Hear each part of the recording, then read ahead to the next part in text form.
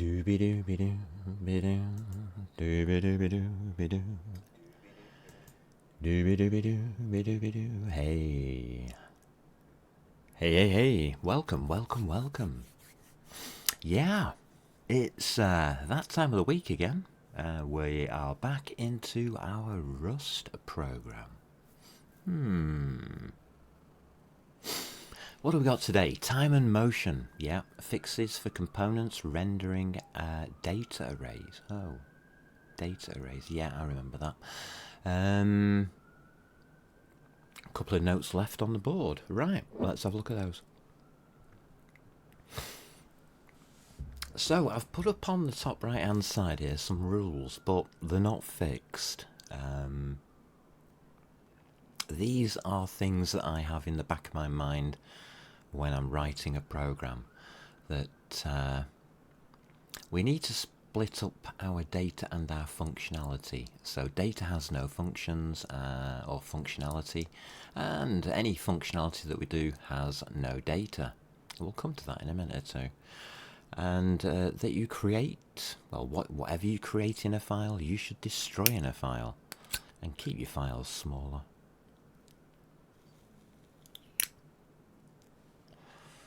That's beside the point. And don't be afraid to experiment. Oh yes. Oh yes. Are we nearly ready here now? Are we nearly ready? Oh dear. Nearly. Coffee. So let's have a look and see what we have with that. Components. I changed them. Yeah, it's been an interesting week. I decided that, these components, let's not have, position and size, and let's just have a rectangle.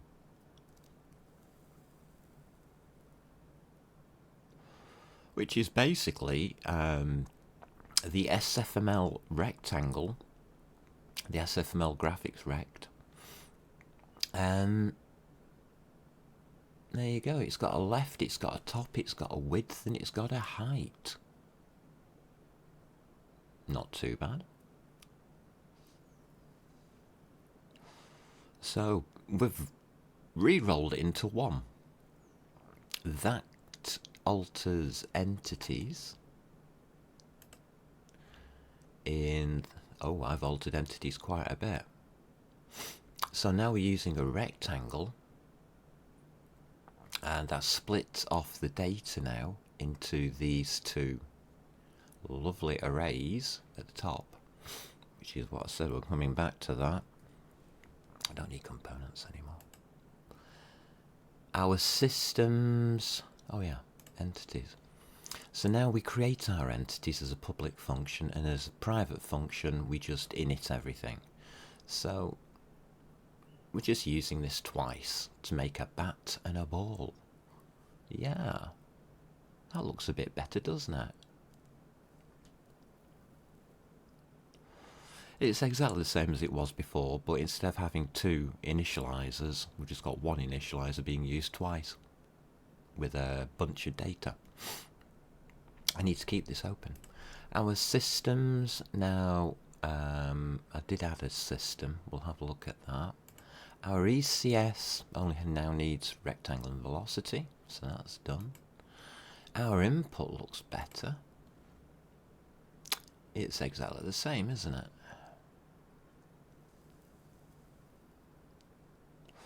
That's not changed, but our renderer did. Look at that. Draw rectangles. Look at that. And we've got another one of these data structure type things up at the top. Yeah. So remember I said that our data, well, our functionality should have no data. Yeah, this is functionality. Right there at the top we have this data belongs in a data file, not here. Yeah, it does, doesn't it?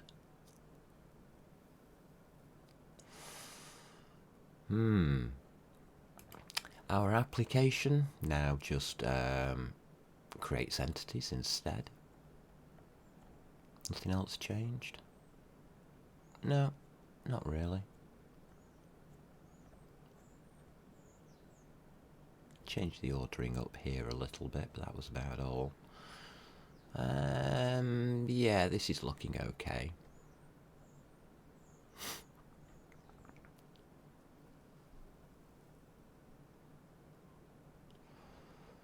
Just by changing that one component, well, over to one component, simplified all of the code base. How's about that? How's about those cookies?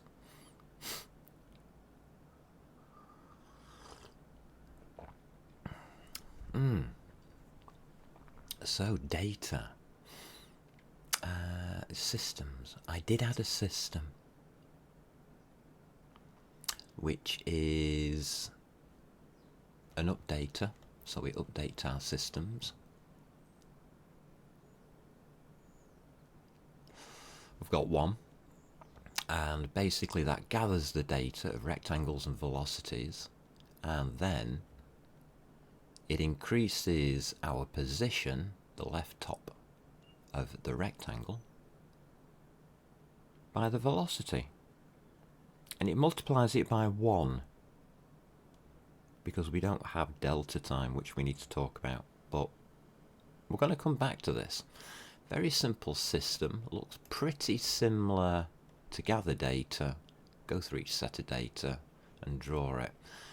Similar kind of idea. We've got this join thingy here.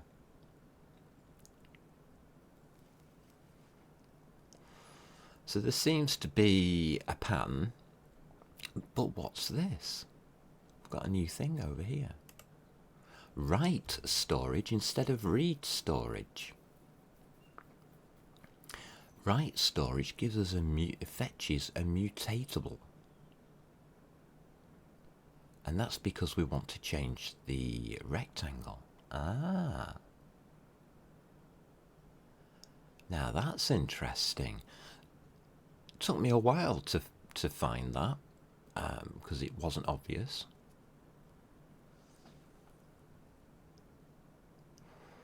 Trying to get this to be mutatable here,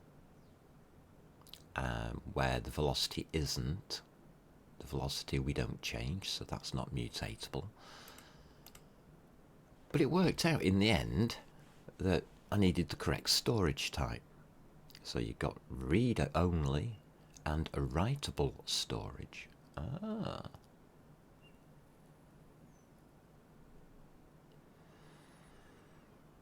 So I think we've got the basics for everything.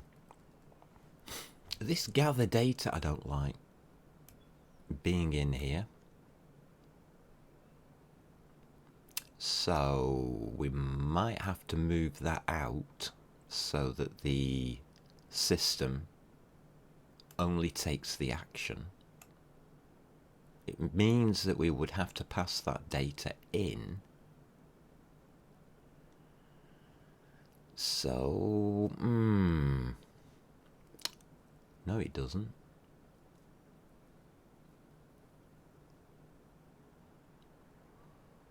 This should come from somewhere else.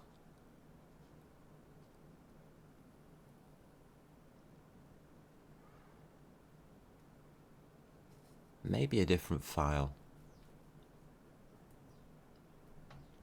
Okay, so that's our systems as it is at the moment. I'm going to think about that one. Find out what we want to do. But that's the only thing that's I'm not, well, happy about. I'm going to be experimenting with something today, which I've never done before, so and it's to do probably with collisions. Yeah, we'll get there.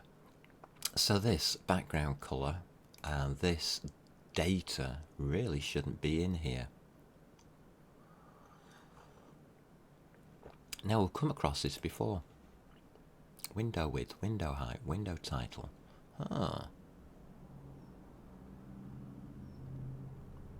That came from here. application info.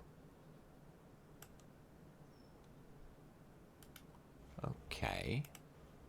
So if we go to our renderer,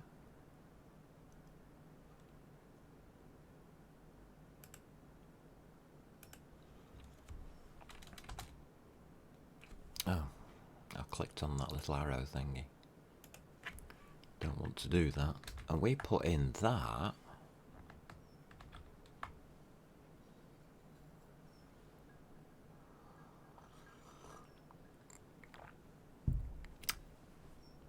That means we can put this in there.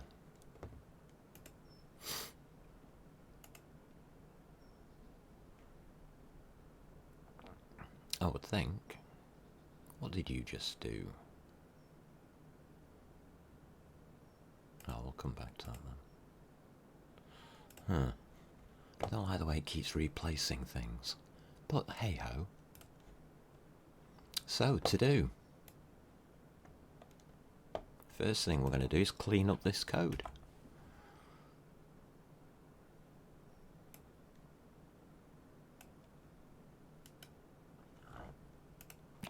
And we'll cut that out of there. And we can now put that in here.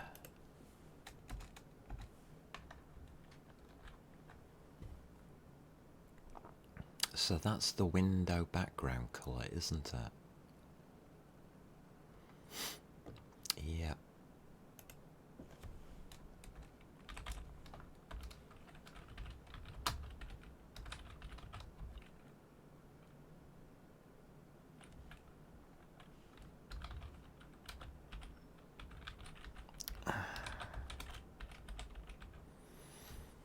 Alright, so I've been able to do that.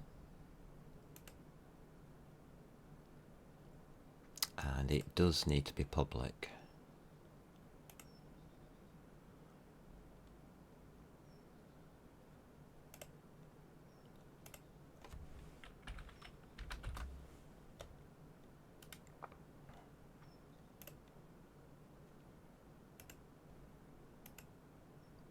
Alright, we can have that.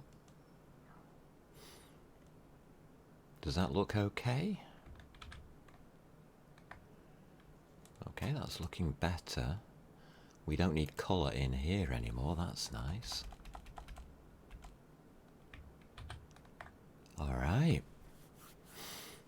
So now in our info, we can control the background colour, the whole of the window, which I'll be doing today. Actually, I can do that now. I'm going to change that to 800 by 900.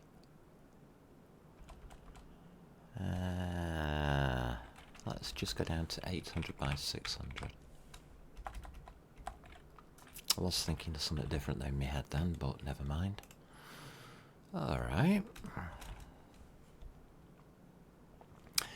Under our entities, we can do exactly the same kind of thing now, can't we? Huh.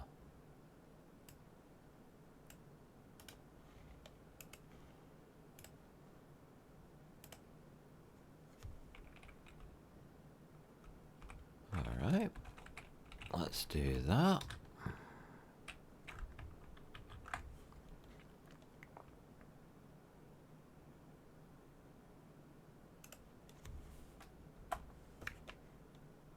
This doesn't belong here, so I'll get rid of the to-do.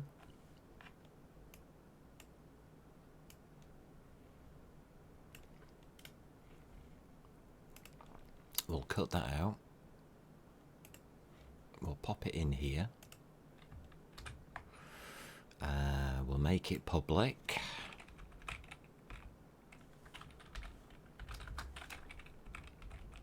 So we can now control from this file all our graphics settings, really. Okay. That works. Yes, it works. Okay.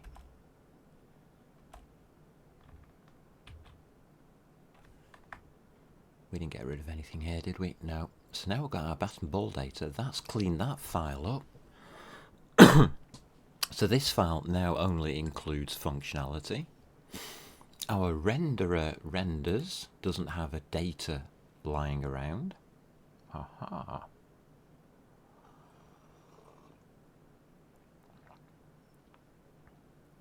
I've been doing a little bit of research on this rectangle shape and whether I could make that a component or not. Don't. It has lifetimes. So if you have a look at that, it's a public structure rectangle shape, and then it has a lifetime of S.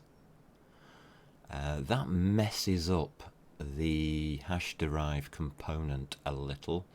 I haven't quite worked it out, but a lifetime is just to stop it from having a dangling pointer type of thing. It's sort of like smart pointers, possibly comparable to. Not sure. Not overly into lifetimes yet and how to use them. But now that you can see our renderer or our render functionality is rather simplistic, isn't it? Simple code, nice and easy to understand. We get the rectangles, we go through each rectangle, we draw our rectangles. We have to change into a rectangle shape because that is a drawable item which SFML can use. And we can make a rectangle shape from a rectangle, which we actually are using. And it's a very simple conversion, and we only need one rectangle shape because it goes through here and reuses it. Well, it destroys it and then makes another. Not quite happy about that.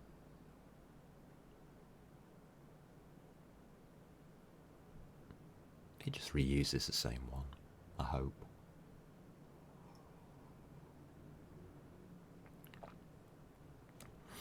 But really, the same code could be used for sprites. Probably will be later on. But not at the moment, we're only dealing with rectangles on the screen. Now, I did mention that we had that system. Alright. So we now have update our application, ECS. So ECS systems update. Wow. That's cool. Let's have a look at that.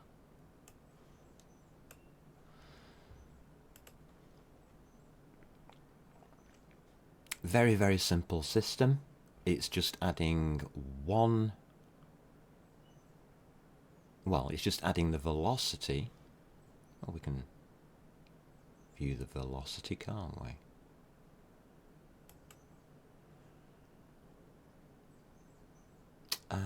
Where's the best way? What's the best way of explaining this? So our velocity is data 4 and 5, which is the last two items of data.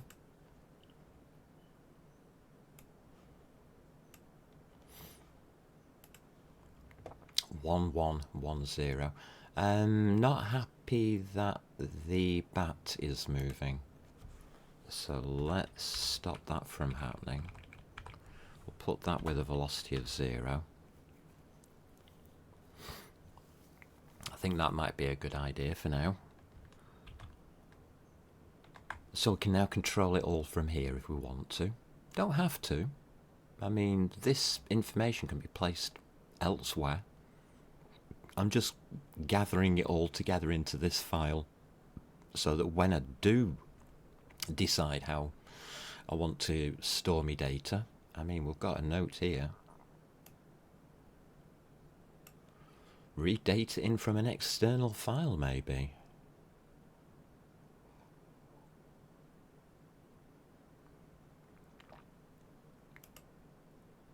So this is our initial data set, isn't it? Could be interesting what we do with that. Needs experimenting with. This is what I mean about don't be afraid to experiment. What does it all do? So does this system work? Does it add the velocity to the rectangle? Oh, well, that's a good question. Alrighty. Let's check our code. And then I want to do something. I want to share the code, don't I, with you lot? So I'm going to share my code today because we're at a stage now where we have a half decent code base. Let's do a cargo clippy. Check over our code, make sure it says everything's correct. We know for a fact that in the past that hasn't told us about problems that we're creating, so it's more about the syntax and how we've written the code, I think, Clippy. Let's have a look at run. We do have to close this window quite quickly, so we run. There we go. The ball is moving. Let's just do that again. Okay.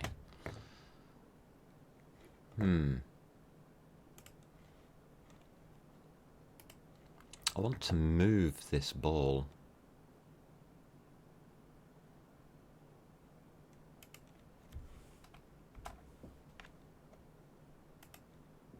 What size is it? 20? Okay.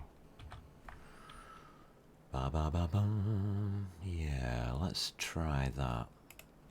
So, cargo run.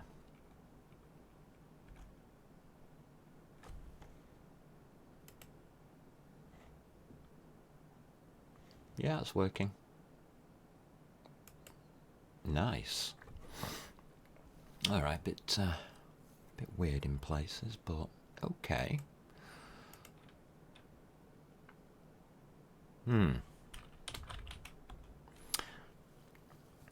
We've got motion. We've got movement. I'll put a 1 on there.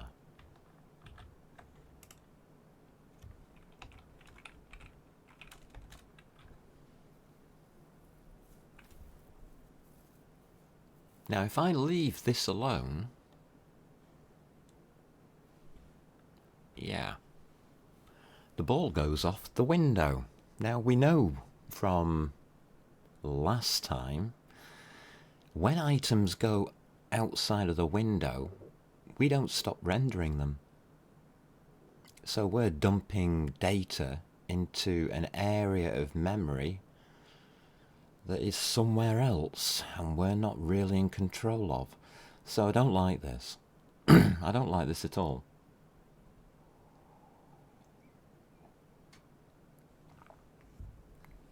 So we have to start thinking about collisions. That's for certain. But so this system works. It works rather nicely. The first thing I want to do, though, is add delta time. But let me share this with you. So this will be motion. So let's have a look. I have been messing around with the library. That's just notes.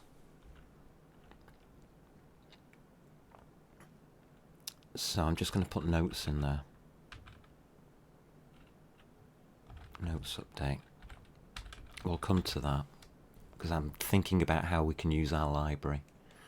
So we can get rid of that. You can see physics, AAB collisions. It's just notes. There's nothing in there. You can have a look in a second. I'm going to sync changes. I'm going to push this up to GitHub so you can get a copy of it.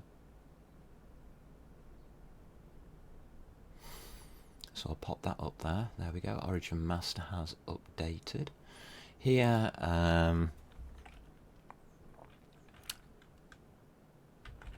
first movement system. Okay, we'll commit that. And again, I'll push that up to GitHub so you can have a look at this. So if we go to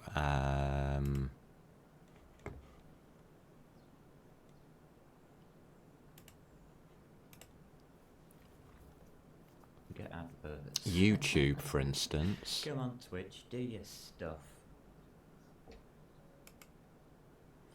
If you look under the Rust project, you'll see that I've added GitHub URLs to our project. I've just put it into this side.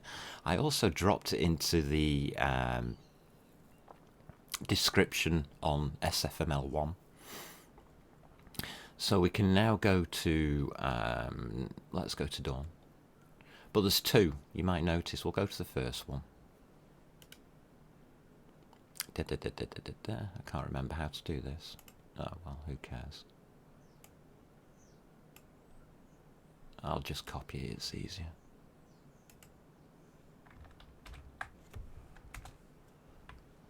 So we have now under Fraser Blade Sharp, Dawn, here up on GitHub. We have our master branch, which is... Oh, I did put the README file in. Oh, that's kind of me. Showing how we set everything up and some of the references and the ideas. I also put a link in over to Dusk, obviously, because it works in tandem. But this isn't the code. As you can see. 3 days ago, last week, this isn't what I've just done. So if you want the up-to-date code, come to the master, come down to the development branch 2 minutes ago. So this is now, if you go to the development branch, yeah, well, I know about this pull request. I'm not doing it. Not yet, anyway. This will give you everything that we've got at the moment, with obviously this all quite happily updated, so you can grab hold of it and run it basically. But do obviously go through part 1 and put SFML on your machine, otherwise it isn't going to compile. So yeah, there's that. Will I be placing this into the master branch? I don't want to do it at the moment because I want the master branch for something else. I want to make a copy of that before I do the merge for the development side. And I think it's the same over here on Dusk, where there's nothing in here. It's like 4 days ago when I made this.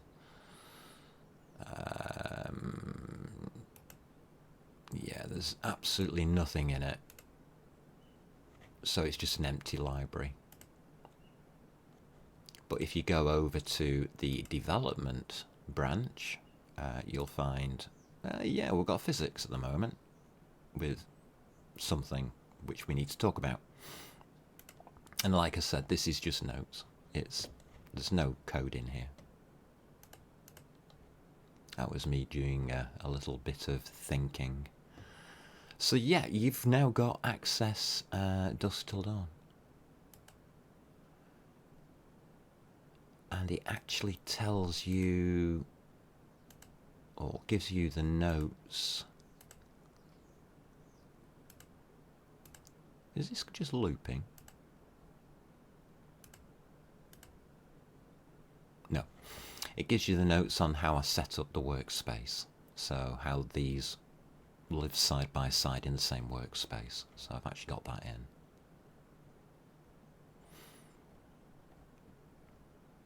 in case you want to follow along and try this out for yourself.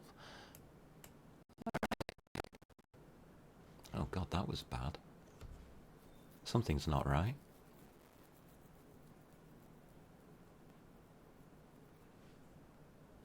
Oh, that was... yeah, I know what that was.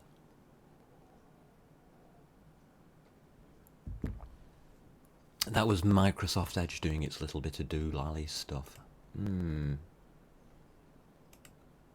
Alrighty. We have some code. We have it working. But this is time and motion. As soon as you put motion in, you need time. Now, currently, the velocity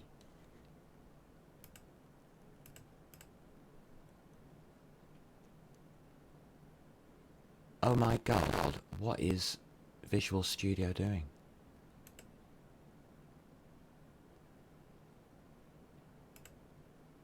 That's interesting. If I leave that on source control. Zen mode, why don't you allow me to change that? Oh my God, I never knew Zen mode did that. Microsoft, you're so silly. Okay. So we can see that our velocity is 1 on that ball. But what does that mean? What does 1 mean? Well, 1 means that every frame we are moving 1 pixel.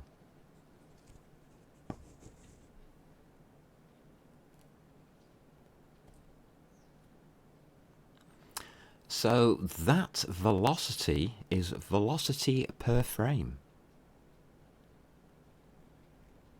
Well, how long is a frame? Well, that depends on what speed your computer or your device is able to render. Now, in this case, I know it's 60 frames per second because that's the way I've set it up. If we have a look in application, I've even probably stated that.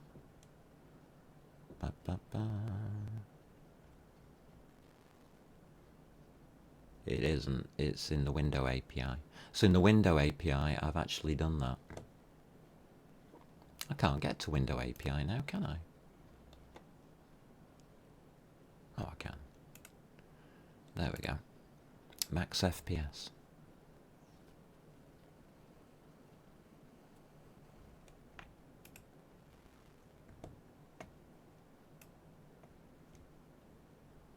There we go.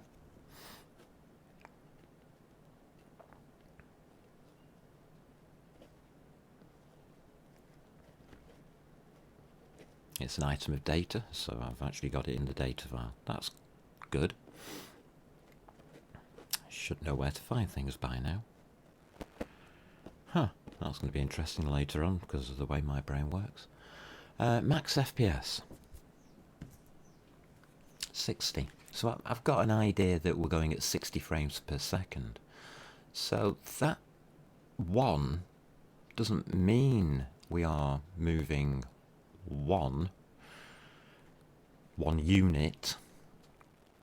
It means that we're moving 1 pixel per frame. Now, anybody knows in reality we don't measure velocity like that or speed like that. Velocity and speed can be used interchangeable, but be careful. Speed is a scalar and velocity is a vector. There is a big mathematical difference. But when we're talking about velocities and speeds, we usually say, well, kilometers per hour, miles per hour, meters per second. Not 1 every 1/60th of a second. We need to convert this into something per second, and that's where we use time. We need to do a time conversion on it. And you'll find that most games do this. You don't have to, I guess. But you're going to have weird side effects that applications that run at different speeds will show the movement or animation on screen at different speeds if you don't do this. We're trying to detach that velocity from the frames that we draw. And we use something called delta time, or the amount of time, or change in time. Delta means change. Yeah, I think it's Greek. Don't quote me on that. So, change of time. How long does it take us to render one frame? And if we know how long it takes us in milliseconds, then we can multiply our velocity by that, and what happens is we then get velocity per second. Oh, and then it's independent of how fast your application is running. Well, that's cool. Let's do that. All right. Let's go to our application and start doing it. So we're going to need time and delta time, and we're going to put it in our application, because our application needs to know how long it took to render the last frame. Now, I'm not really sure on where I want to put it within the application, the conversion, but we'll see. But we need to keep track of it. So I spent a little bit of time, shall we say, looking around, and SFML has a very nice way of doing it. A very simple way of doing it. I noticed that people struggle with this initially, because time on a computer is a little bit awkward. The system, the operating system, measures time from a specific date in the past, a long way back. So, time since, and it's a specific point in time that they measure from. I think it goes back into the 1900s somewhere. But anyway, that's beside the point. We don't care about that. We'll make our own clock. So we'll set a clock to 0, and then we'll measure how long it takes to get around all of this. Is time allowed? Let's have a look. No, it's not. Quick fix, import time, please. Thank you. Right. So we need to set up our app. I don't know what I'm going to put in here. Is that legal? Did I get that right?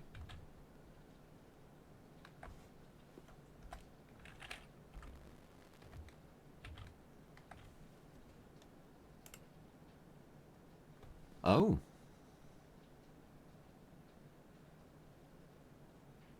That question mark's next to it because I didn't know how this worked. Time equals time 0. So I could just put time 0 there. That's a bit silly.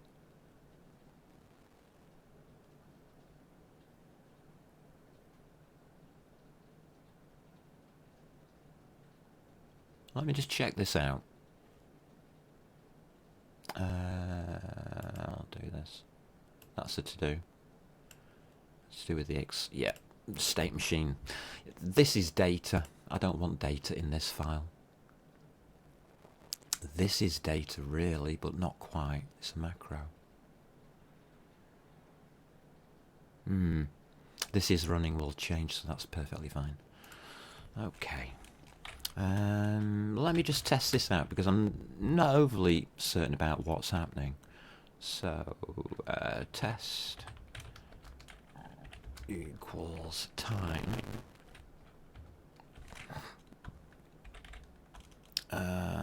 0.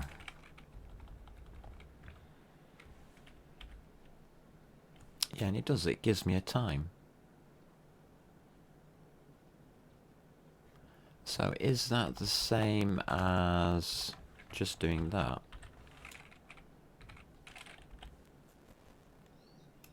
Yeah, it is. It's exactly the same as doing that.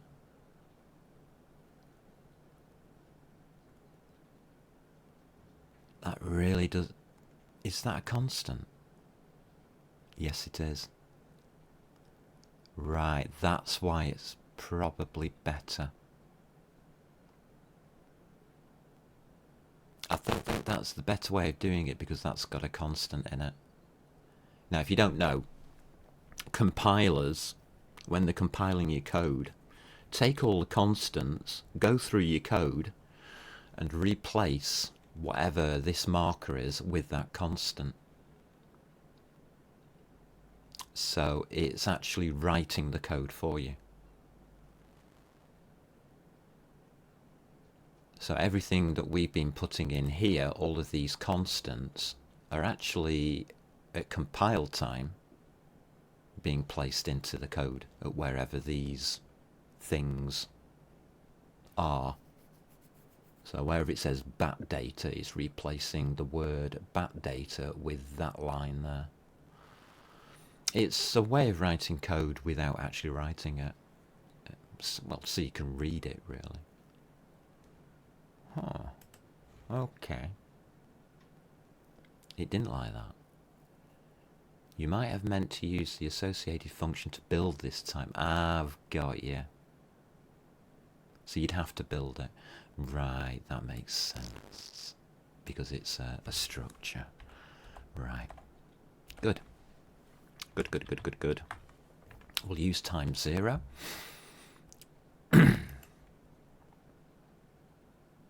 We need to create a clock. I'm going to do this in the application. Now, you might have noticed I've been avoiding using this area.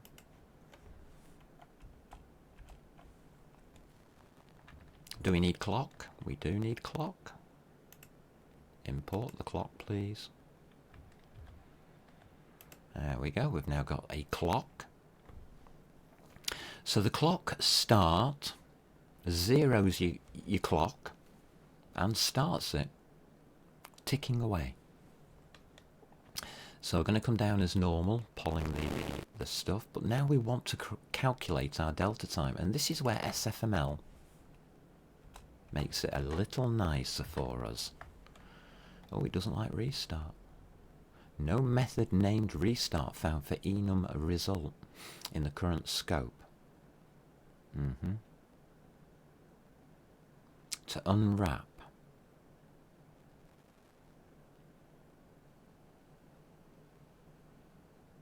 Consider using result expect to unwrap fbox clock.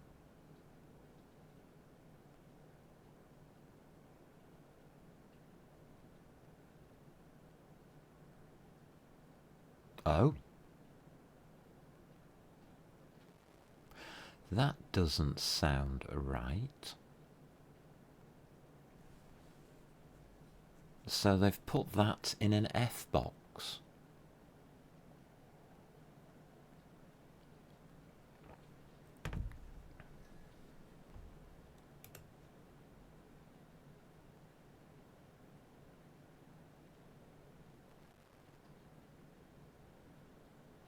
Yes, they have. Because there could be an error.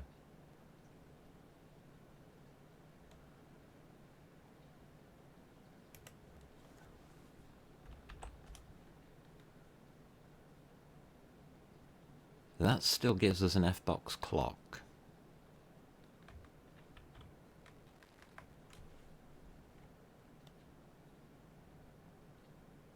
Expected time found F32.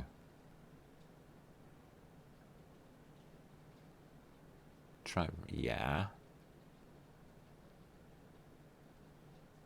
Don't like what that's saying.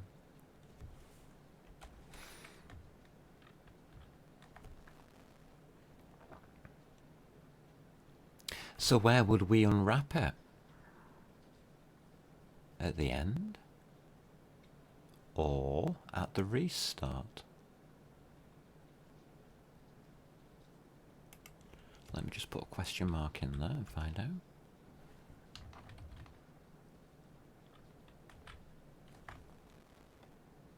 No.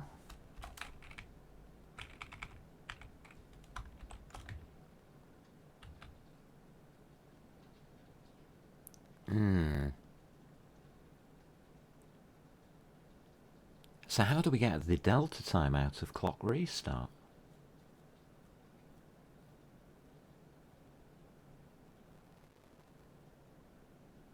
That's a little weird, isn't it? Let's just leave that for a second. So once we've got that, it's inside of our application, and that gets passed around to the update system and the render system quite happily within the self app thingy. But that's weird.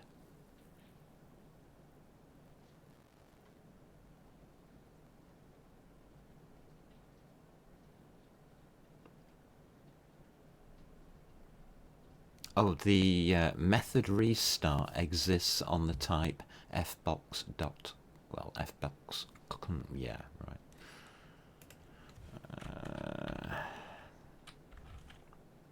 You can't do that.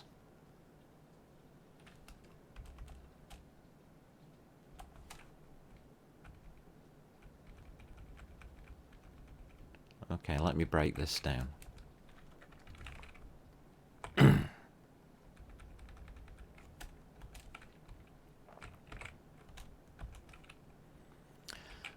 So I'm thinking you want us to expect here. We've got an error.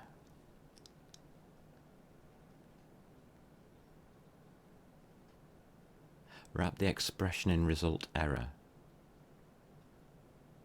In a result error. Ugh.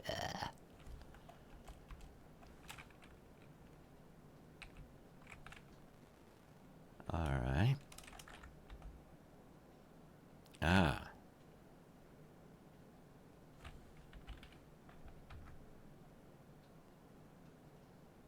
That gives us F. Aha.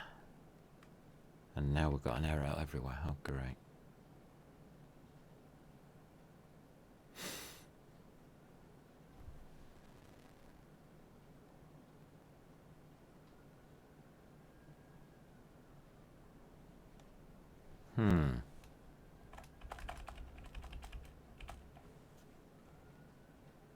I just want the clock. I don't really want this Fbox stuff, because that's a reference. Yeah, that's a reference.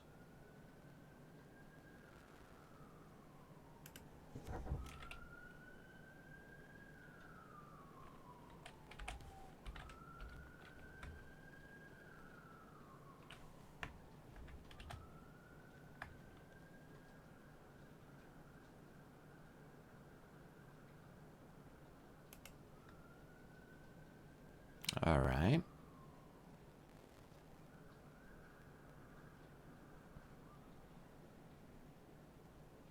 Something not right here, isn't there?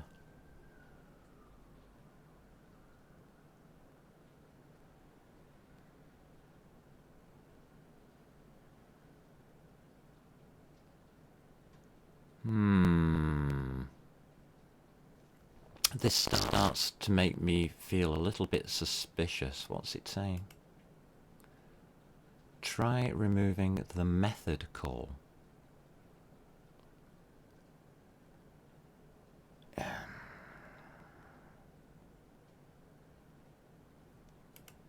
Well, that gives me time.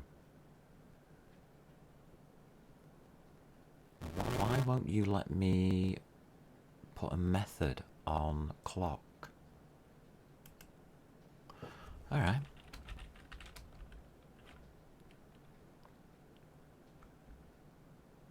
It's there.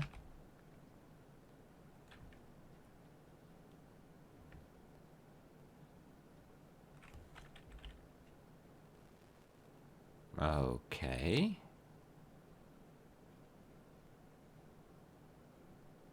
It's the as seconds, isn't it?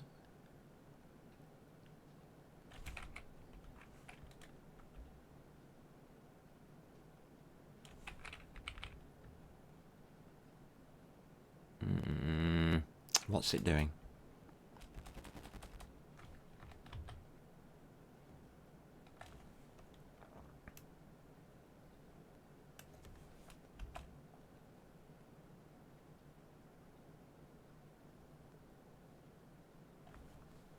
Is this because we didn't do that initially?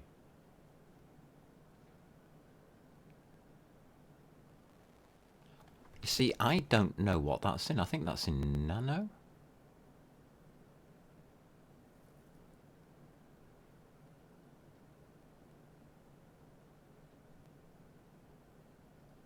This function puts the time counter back to 0. It also returns the time elapsed since the clock was started. So we are getting the time back. But I do want this as seconds.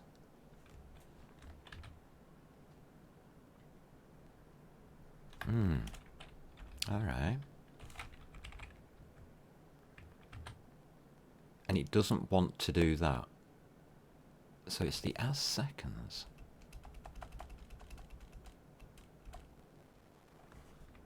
That's interesting.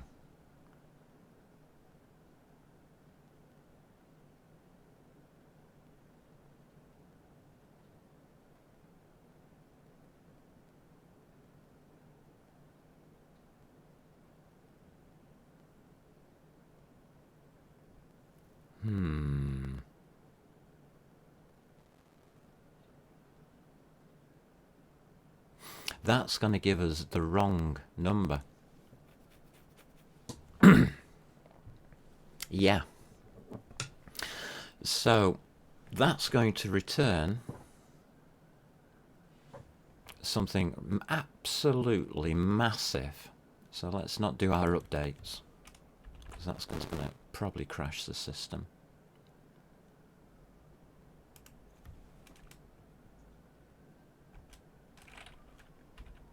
Oh, when we use delta time. Hold on a minute. Let's just check that out. We have to convert it into seconds.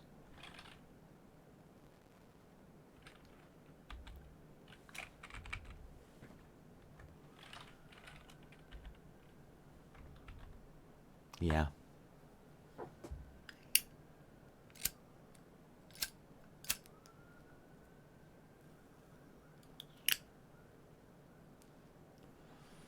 Wonder why it does it that way round.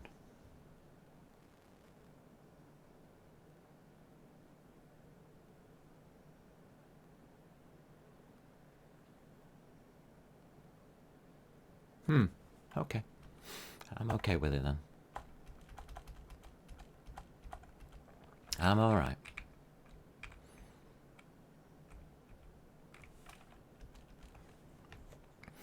So the only place where we're going to be using delta time currently is in our systems here.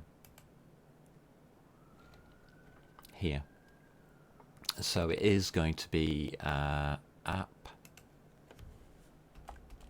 So this is going to convert to app dot delta time dot as seconds. That.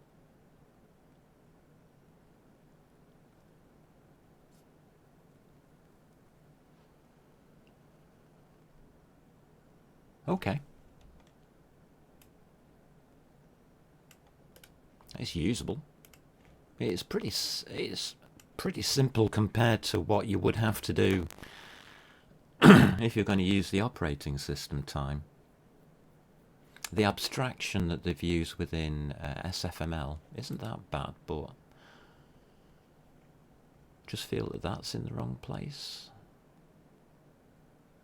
I wonder if it's because of the way the structure is working. It will be, won't it?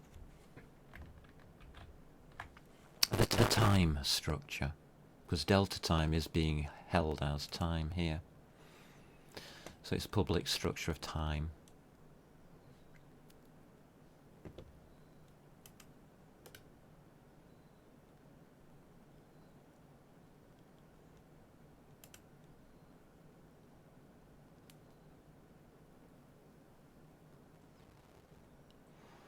And that's in the wrapper going into C.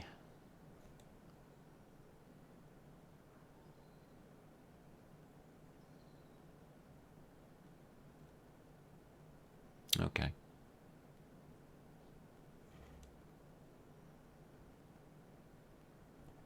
I'm just looking at the time conversions.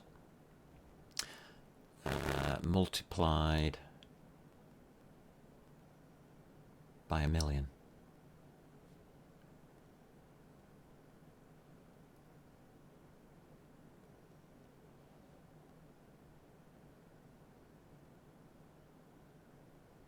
Microseconds. Seconds.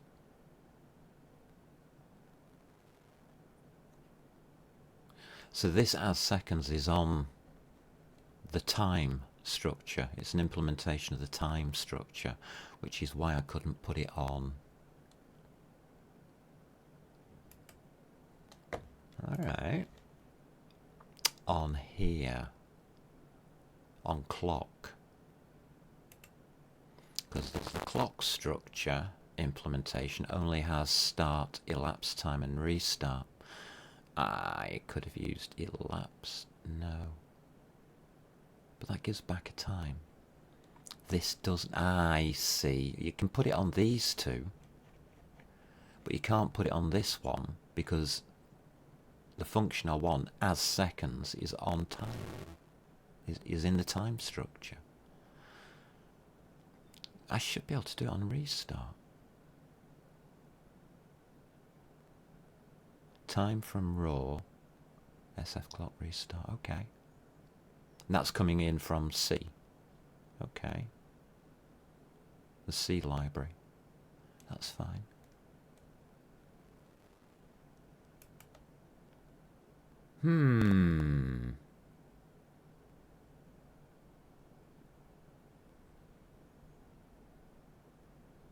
We'll keep it as is. But now if we run the program, something weird's going to happen. Because we are now going at 1 pixel per second, aren't we? If we've got it right.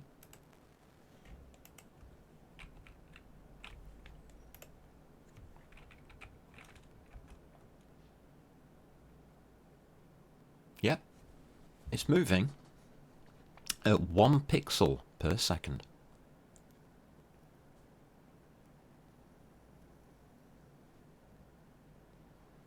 Huh. Can we move? Can we actually do things with this window? We can. Oh, I don't like this. I think we have to stop that from happening.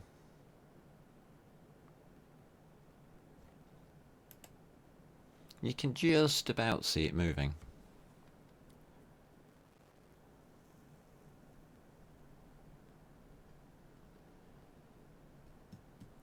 So that shows that delta time is working the way I expect it to work. That's what I expect to happen. I don't like the fact that we can resize the window. How can we stop that?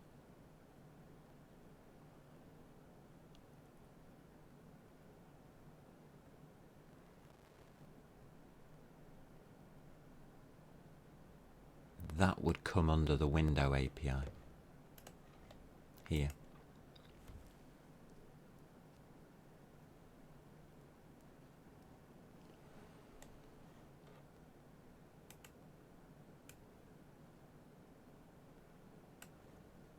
Settings.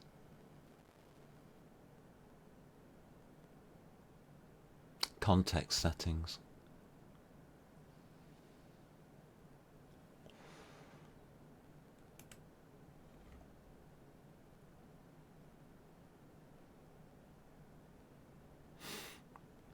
Stencil, anti-aliasing, major version, minor version, attribute flags.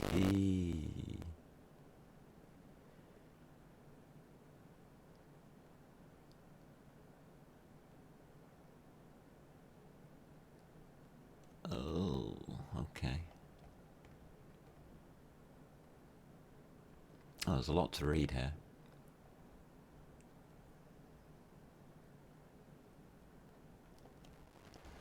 Where are the attribute flags held?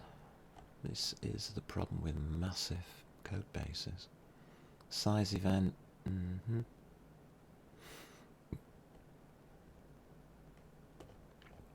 Okay. So our code here may need to be updated to stop that from happening.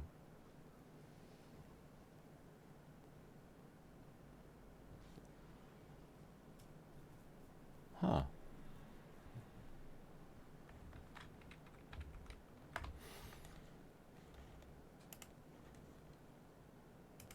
So let's have a look at the Rust language.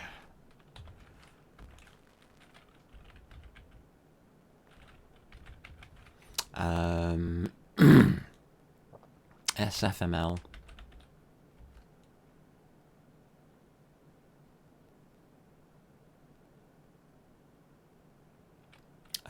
Window without resize. Got it. One moment.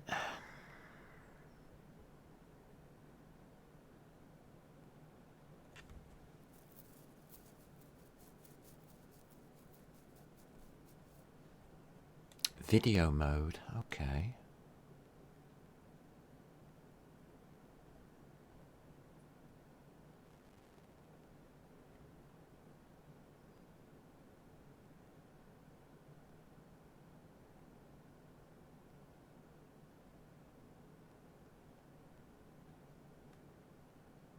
Oh, video mode.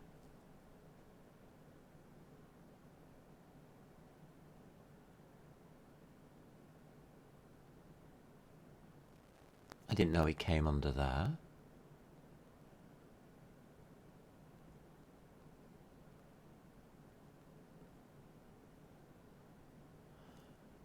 All right.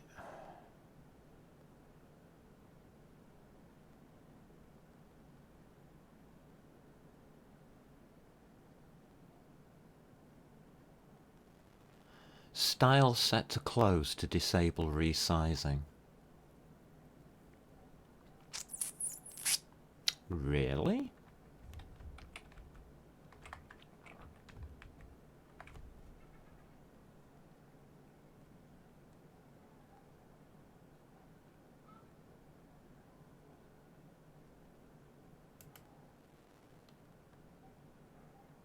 No decorations, title bar and fixed border. Title bar, resizable border and maximize button.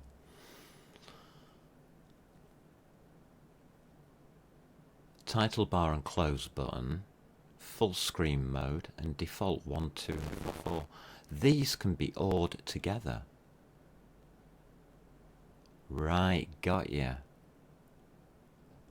That's nice.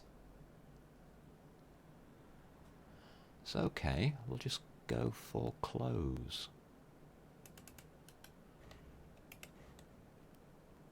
You see? Helps if you read it.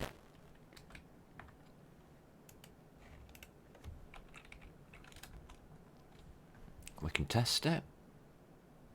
Because this isn't moving very fast. Yeah, that's no longer there. That's gone away. We can still maximize and minimize it. Interesting. But we can't resize it. That's what I wanted. I want to control the size of this window. I don't want the application to have to worry about it. Not yet, anyway. Because we haven't programmed the resize. Comes under input, if you're wondering. So the other way of getting around that would be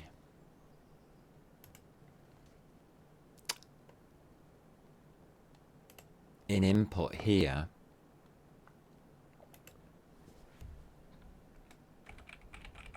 It's an operating system event. So what you would do is event. What are you doing? Why are you over there?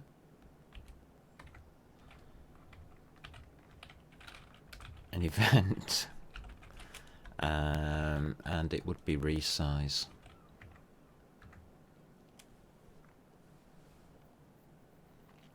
So when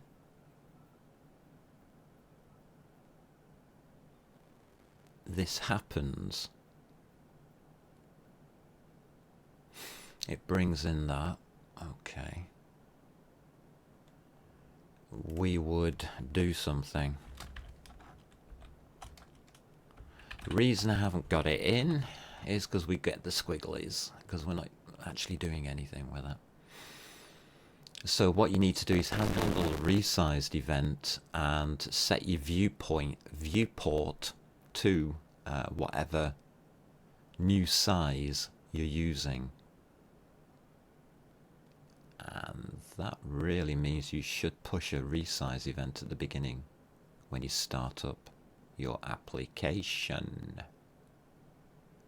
Otherwise, strange things can happen. Switching off resize means we don't need to do that. Alright.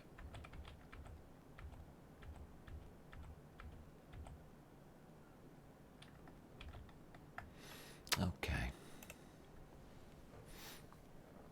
But that's just fair warning. Right, we've switched off the resize. We've got the application doing time and motion. Okay. Everything looks okay.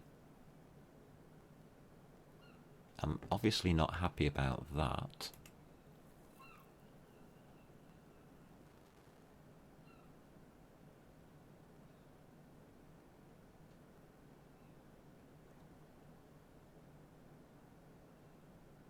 I think the error happens because we can't store delta time as seconds.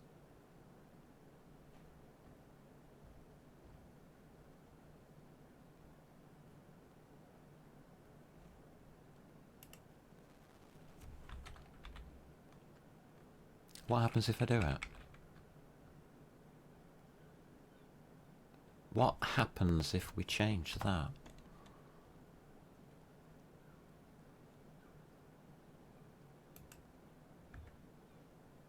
Huh. What does it become?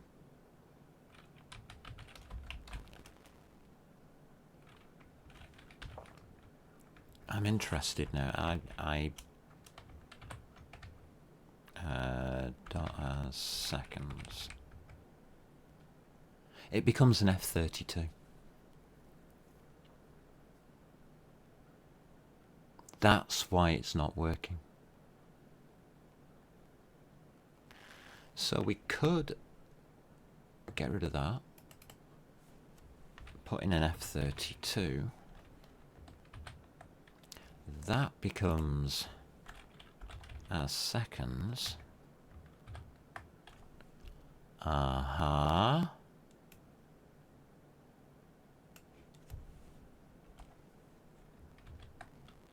that should give us an error here, because that is now as seconds. That is now correct, and in here we can remove that.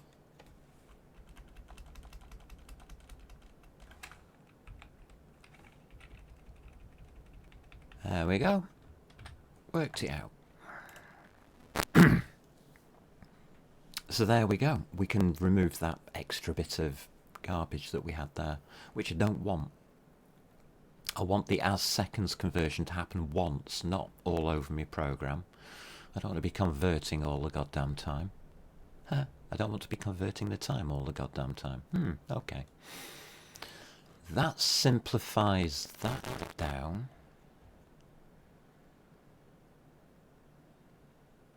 And we're only doing the conversion now twice in the whole program instead of 100 million times. Because that's in a loop. We're reducing the amount of work the program has to do.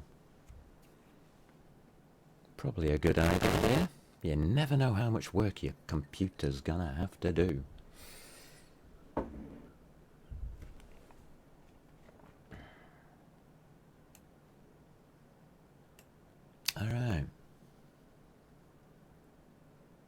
I'm happy with that now.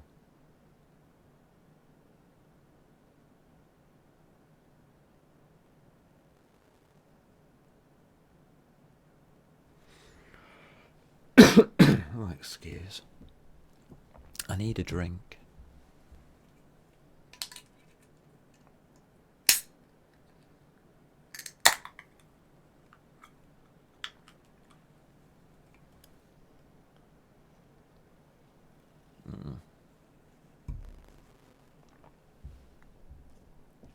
Right, so we're working okay. So how fast do we want things to move? That's finished. I'm going to come back to systems because I'm going to write in here first. Our window API we need. Our input is basically finished. Don't need style RS. So we're going to be working with that. Our entities is now finished. Thank God.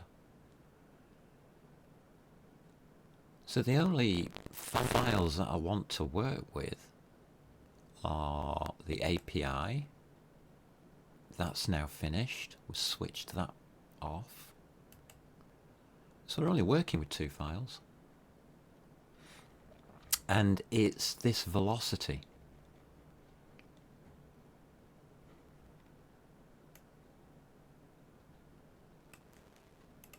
So, velocity.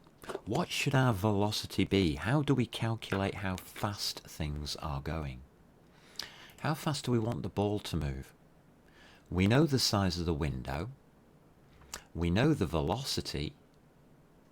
We just need to match the velocity now with the size of the window. How many seconds to cross the window? You see how it changes the way we can think about our data. We're no longer thinking in pixels per frame. We can now look at the overall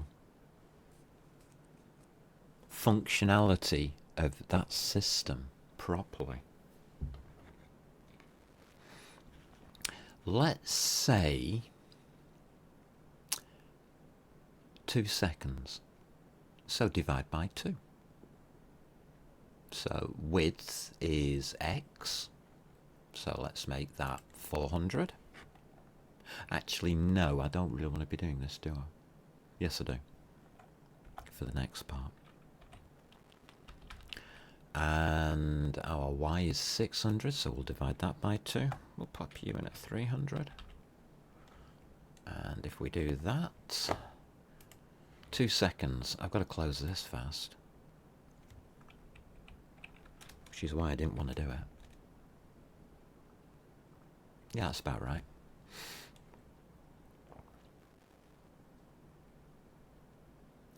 You notice, though, that they're different numbers.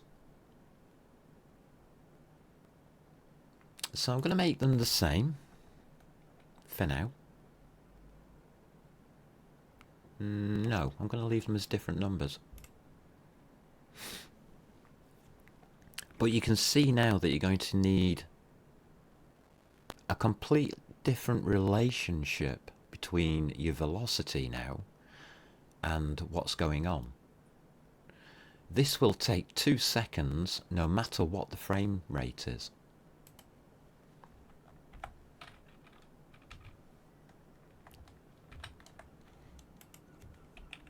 And we can check it. Oops. Yeah. I think that's too fast. Alright, we'll just halve it for now. So that can actually deal with the window. So even at 30 frames per second, which is what you're viewing. Yeah, that's about right. Let's get it back to 60. So it doesn't change.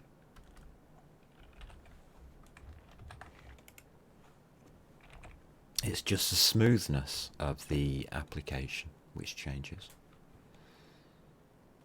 Yep, it's taken about the same amount of time to cross the window. That's cool, isn't it? So no matter what our frame rate is, our animation speed stays the same. Damn clever. Damn clever stuff. Wasn't that simple to do, though? To convert over. Yeah, of course it was. So our system is now complete. We're going to need another system.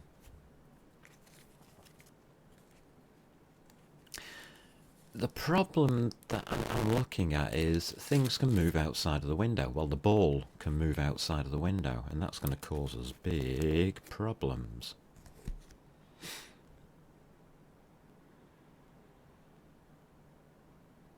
Alright, I'm going to need application info in here, aren't I?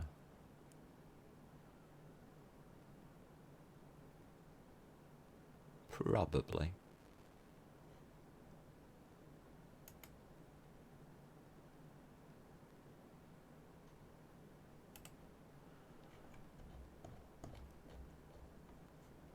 Yeah, I think we're going to be using it.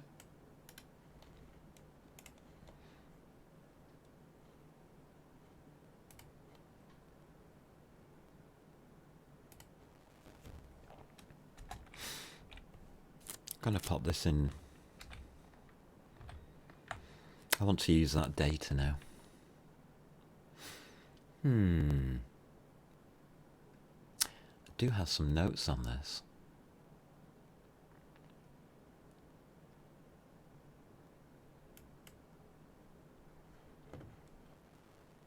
If I look inside...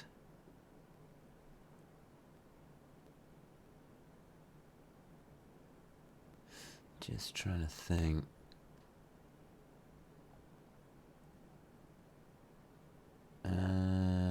Physics.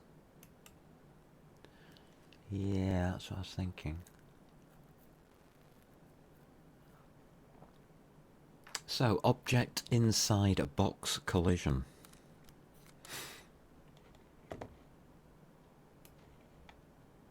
There's my notes.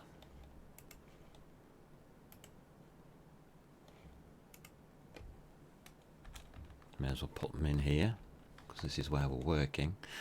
I'm not sure where I want this in here. So, where the box can be the application window. This has got a lot of rubbish in it. So you got your function, is your object and your target. We won't need a target, we can just take an object. The object will just require its position, so we only need the rectangle. And the only rectangle I'm interested in is the ball.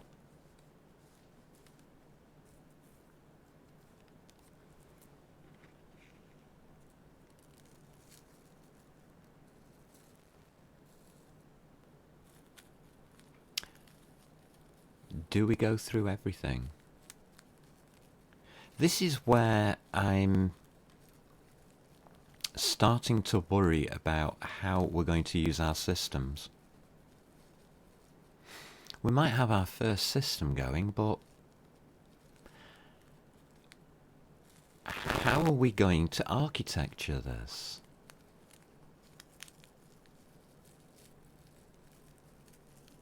I wonder what we can do with entities.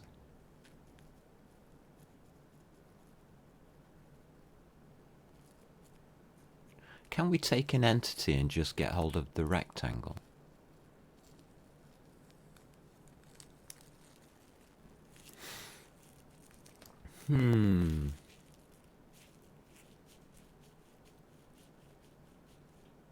So if we know which entity the ball is,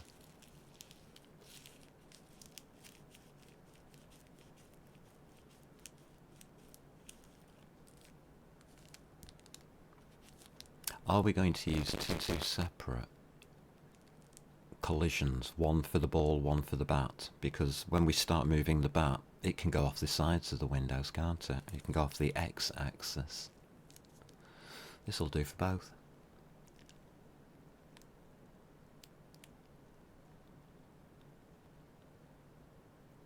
But I only want to check one at once. Aha.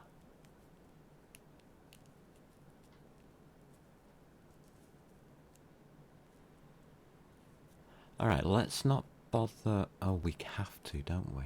We have to bother with the entities now. Hey, it's Zipposaurus. You wouldn't happen to know how to add images with HTML, would you? Yeah, I would. Spent the last few days trying to get my website online. Finally did. Turns out GitHub Pages is super simple to set up. Yeah. How to add images with HTML. Look up Canvas. Because you're probably, yeah, start looking into things like Canvas. You create a canvas and then you load up your image to the canvas is usually the HTML or TypeScript or JavaScript way of doing things.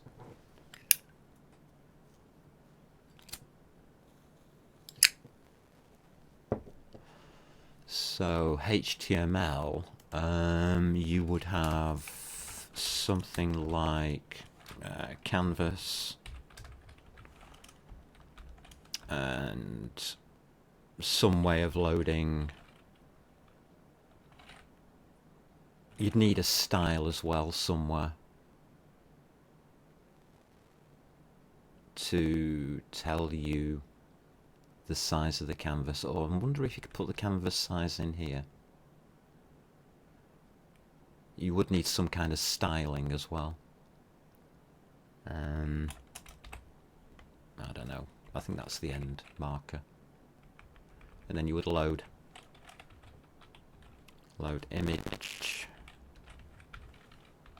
to the canvas, and then you'd end your canvas from memory. Something along those lines. Your mic is doing a static noise every now and then. Is it?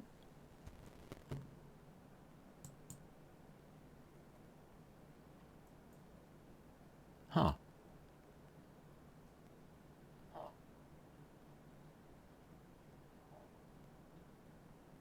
That's got echo on it. Alright. You're looking at a site, yeah. Okay. Good luck with that.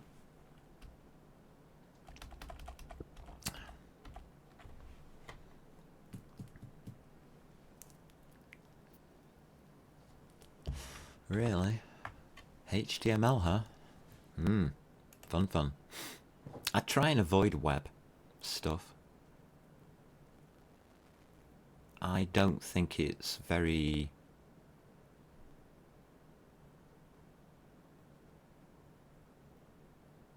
I don't think what's happening with the web is useful, like WebGL and stuff like that. But hey ho, that's just me.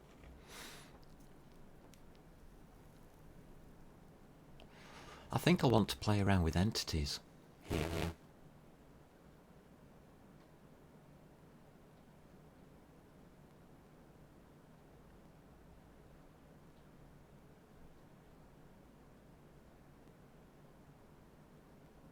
Yeah.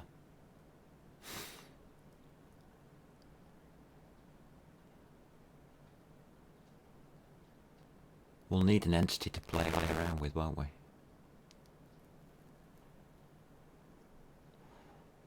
Let's set that up.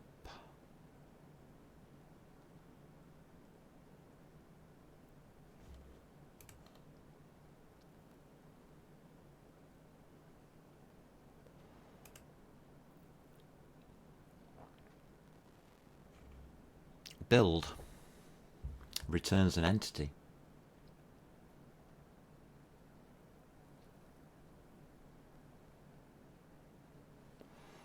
What we can do when we're building our entities is remove that semicolon.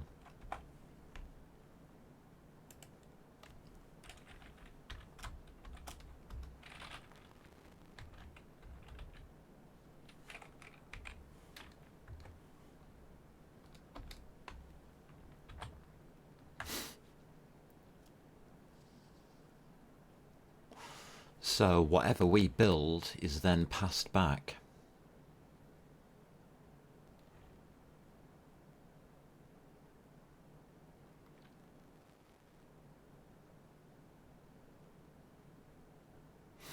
So when we init our bat,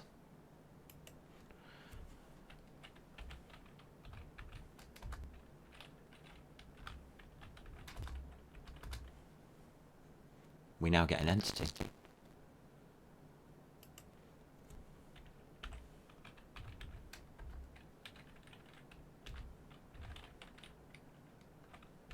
This isn't a very good way of doing it, but we're messing around, so there you go.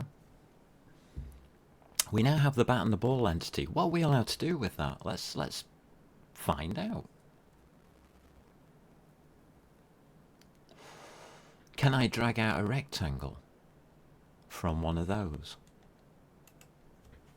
I don't know. So if I was to have a look at bat, for instance, what can I do with that? Gen ID, clamp, clone, compare, into, max min, try into, hash, oh, alright. I think we need to look more at the, well, manual.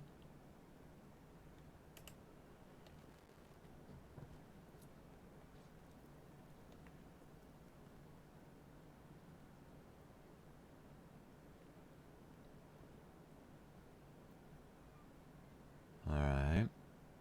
Struct implementation. Here we go. We've got a test. Lovely. Returns the index of an entity. Generation of the entity.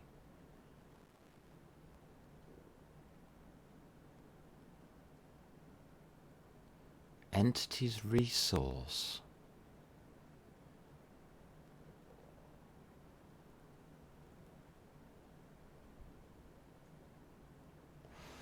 We haven't been doing this maintain thing either.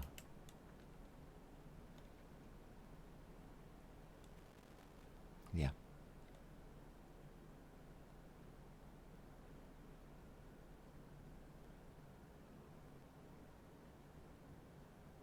All right. Okay.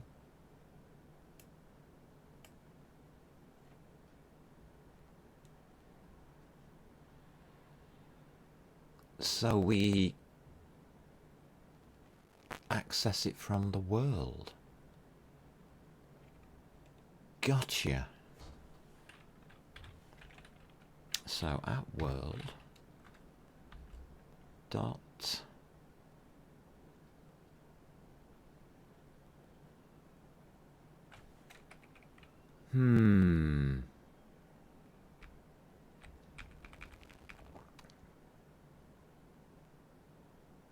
fetch by ID self resource.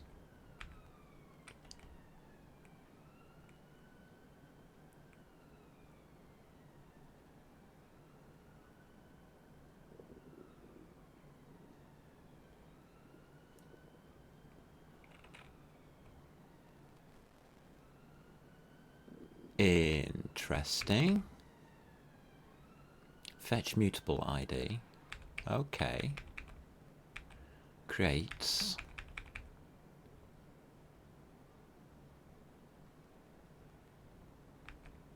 Delete, yeah.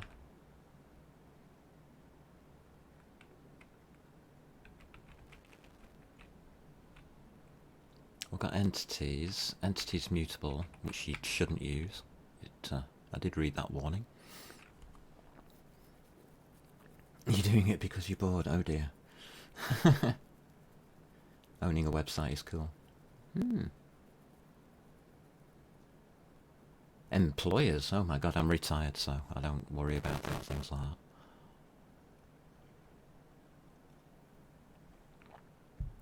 Good luck with employment.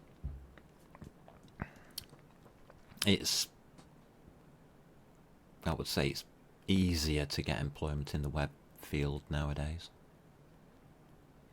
than it used to. Is alive. Okay.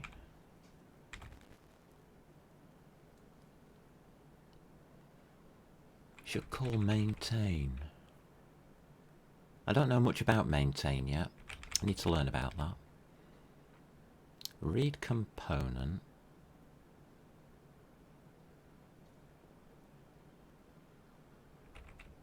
That's more like what I'm looking for.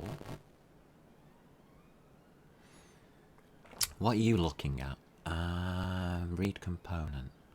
Let's just have a look at you.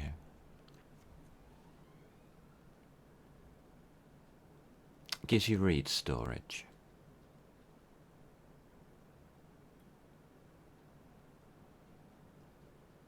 Damn, that's not what I want. I just want the component back.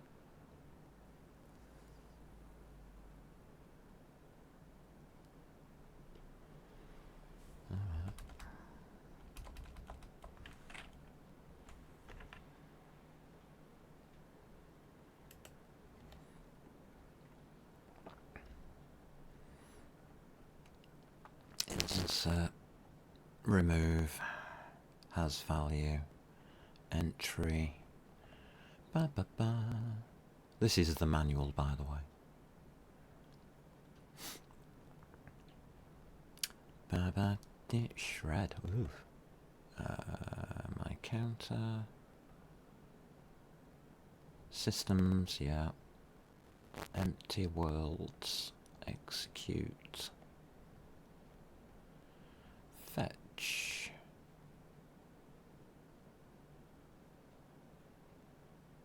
Okay. Try fetch. Okay. Alright. Try fetch by ID. Resource ID.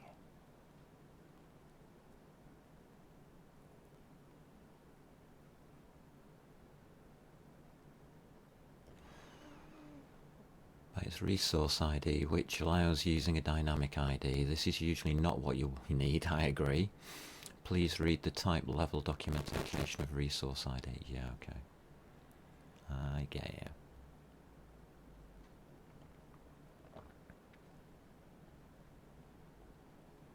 Insert by ID. There's an awful lot of functionality here. We've got a test.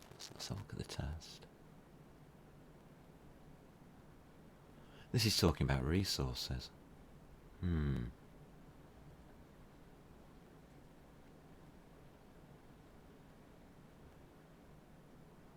Alright.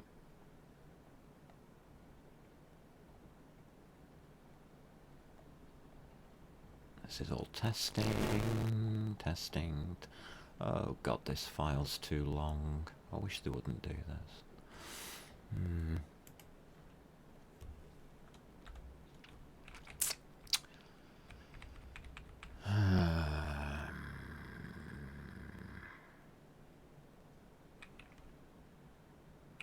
I'm thinking about fetch.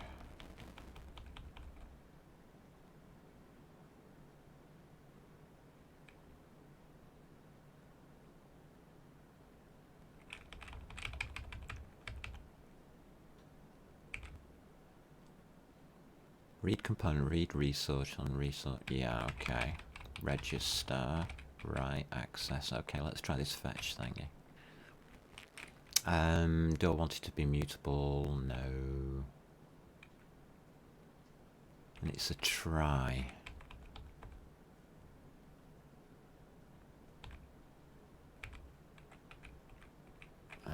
Let's have a look at you.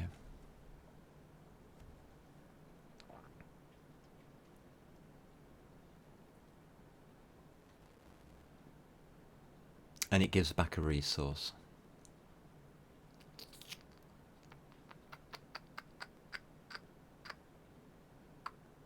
God damn it.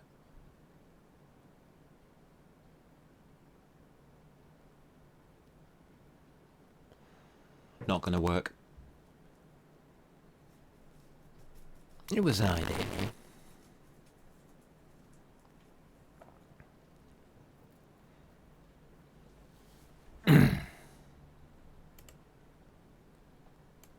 That isn't gonna work. But if I want bat ID, we can look at the entity itself and we can clone it. Compare into max min. To I'm trying to format. Yeah, loads of garbage.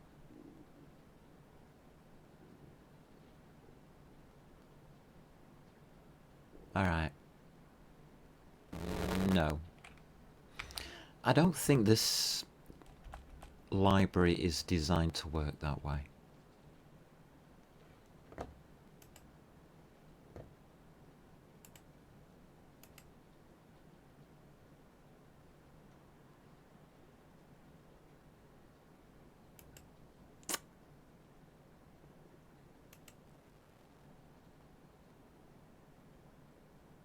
Didn't do that right.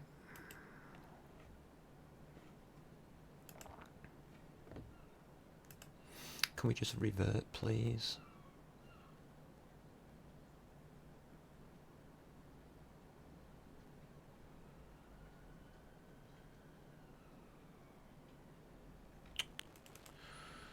All right.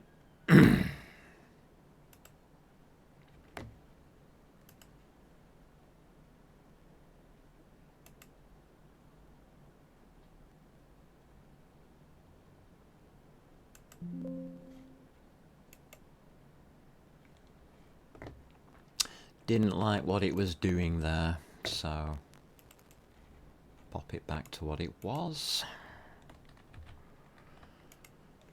We're not doing it that way.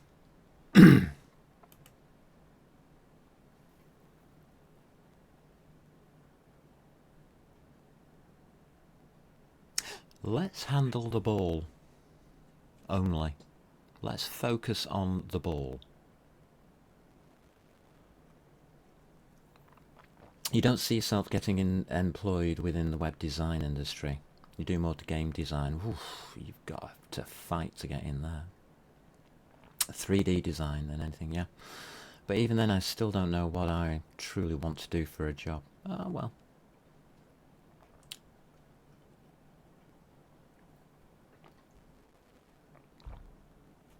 For me, I avoided programming completely when trying to find a job.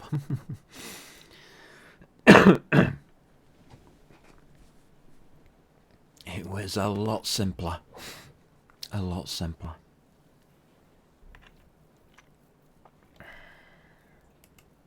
I still ended up having to do the year 2000 stuff. The Y2K bug. God, that was a nightmare.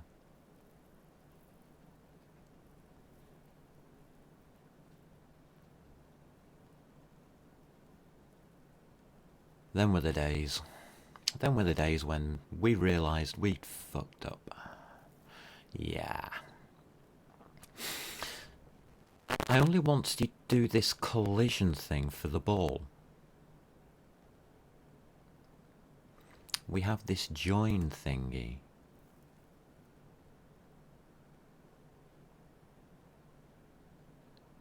So, if I just pick up the ball and it's rectangle,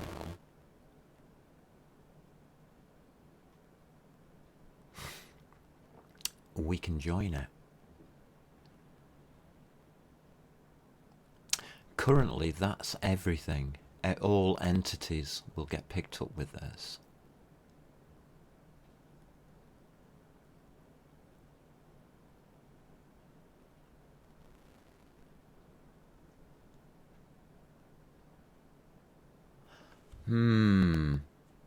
I've already got two solutions in mind, neither of which I'm overly happy with.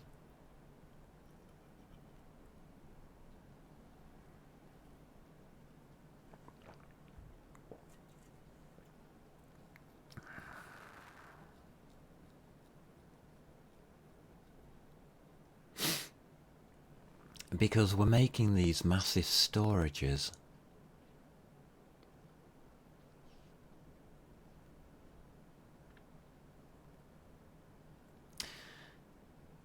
I'm thinking about a bigger application where you've got a lot more entities. This is going to pull all of the entities in.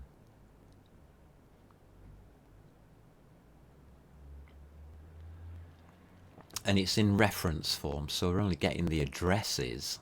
So it's not that big. But the work that the computer has to do this will just get larger. I'm thinking of the CPU time.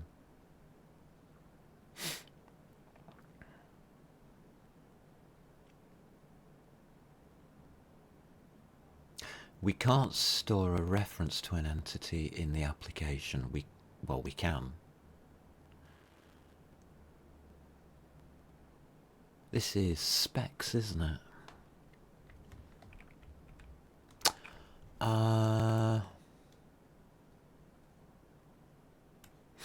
So I'm using specs.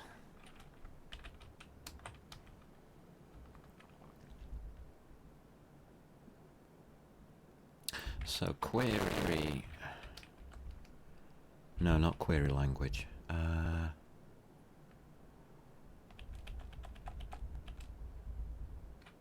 Get components for an entity. Yeah.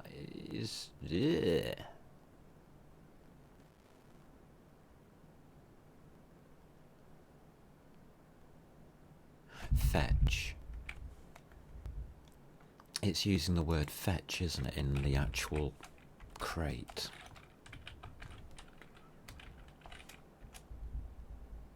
There we go.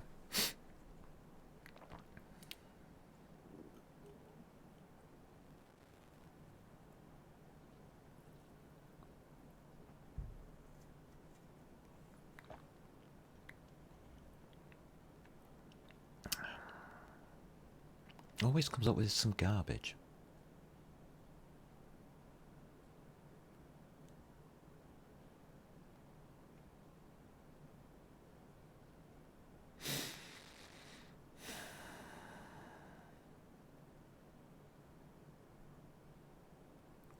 Yeah, it's doing this read and write storage. But it's doing it for all of them, it's not doing it for an entity. Dumbos.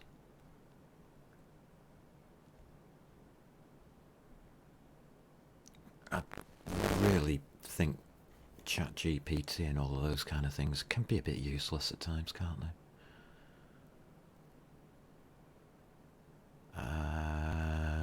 Questions about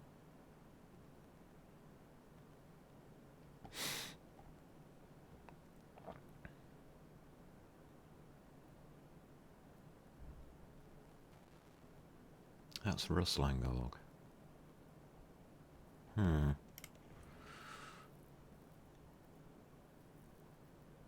Yeah. Legion, that's different. I said specs, not Legion.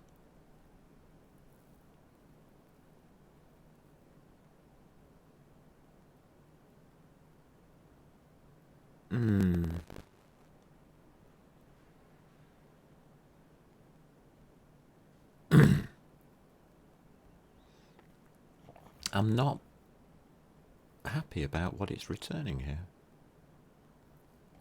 Okay. It's not going to tell us. It looks like I'm looking at it the wrong way. Alright. Fair enough. Fair enough. You see, the obvious option... Obvious isn't always correct. If we look in components... we would...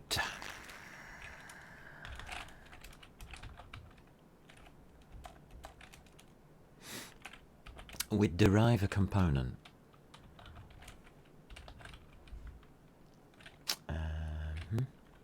Yeah.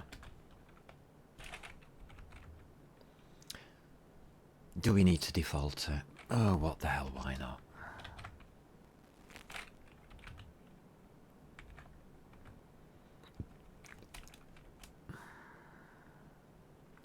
We would have a public struct. It would be a component, so I always put a C. We would call it name. It's already looking bad. And it would be a name.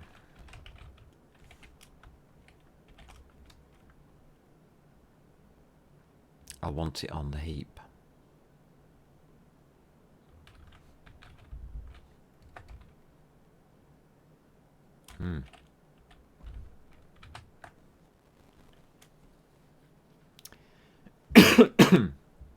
Oh, excuse me.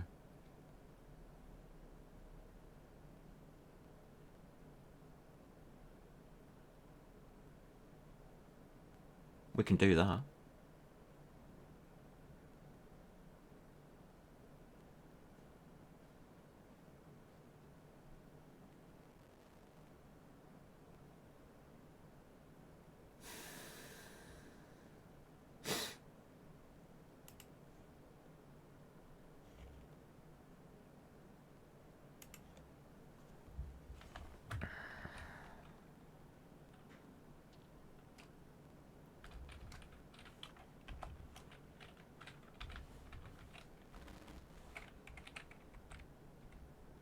Can't do that.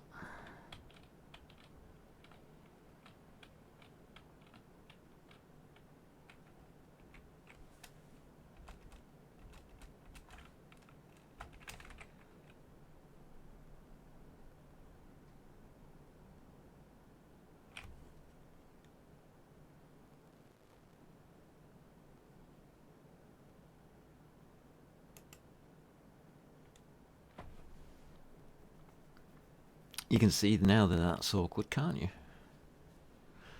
That's back data and ball data. How are we using that in entities? We're using it here. We're bringing it in.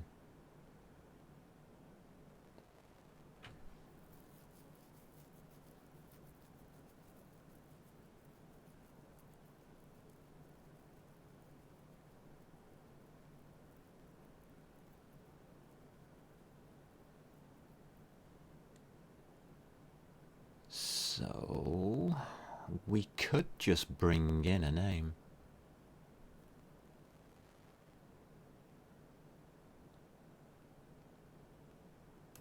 Thinking something like there.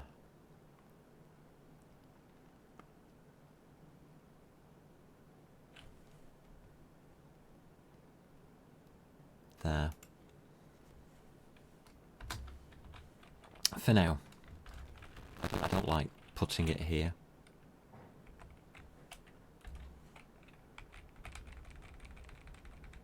Because it says data. I love it when it does things like that. And a ball. Doing this the simplest way I can possibly think of doing it. Here we would have name.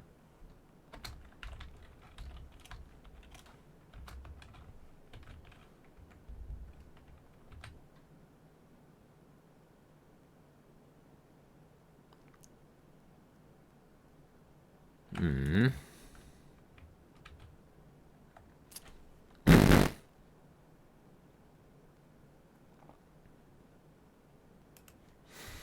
just going to cheat.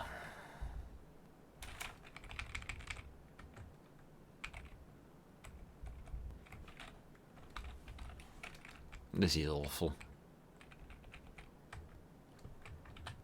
Alright, so that works.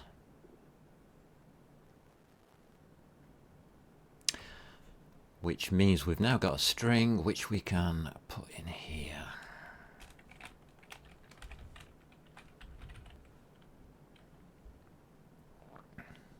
Yeah.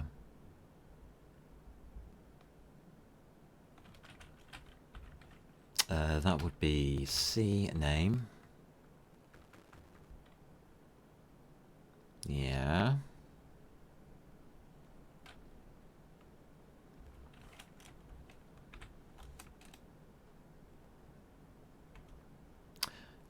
We would then have name, colon,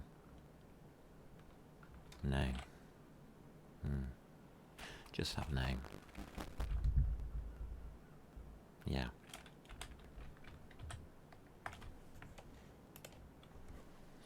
So we're adding a name component.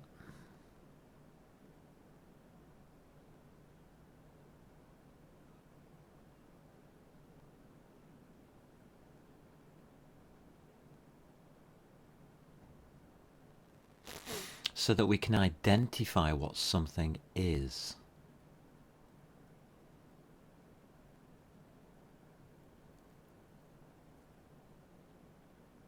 That's awkward. You don't know any scripting language to a level where I can jump on and just code. Scripting languages are just the same as any other languages. If you think that you don't know a language,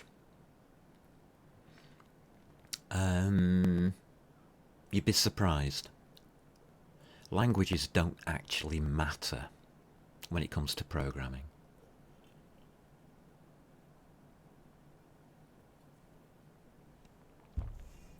If you can program in a language, you can program in any language.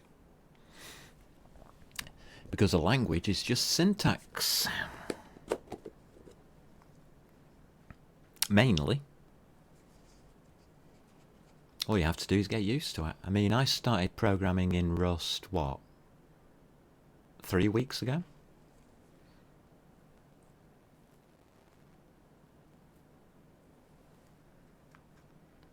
I can't say that I know the language, but I'm getting used to the syntax. It's getting easier.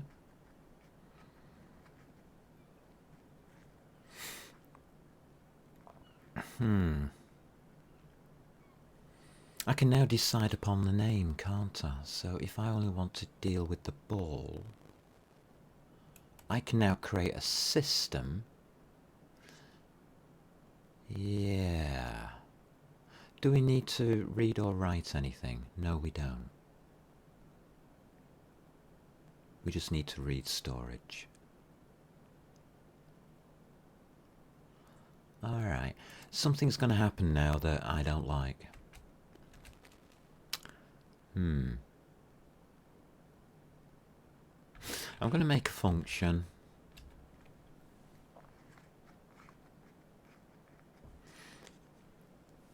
It's not going to be public. We'll keep it holed up in the systems. Yeah, so if you're worried about not knowing a language, don't be. Just write in it. Just set up the environment and write whatever.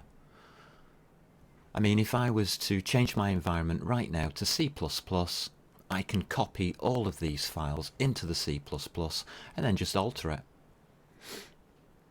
And it'll be exactly the same code base. Just in a different language. Surprising, but true. So move all, what are we going to call this thing? Object inside, let's call it window collision.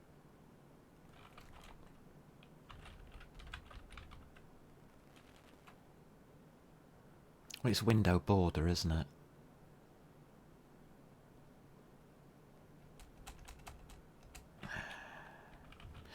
I'm going to just call it detect window border.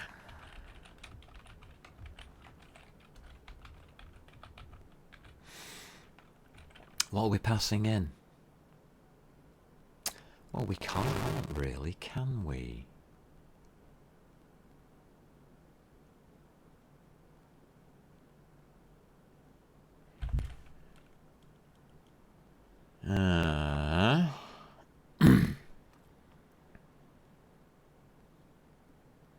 Oh, we don't need to. We do need to return something, but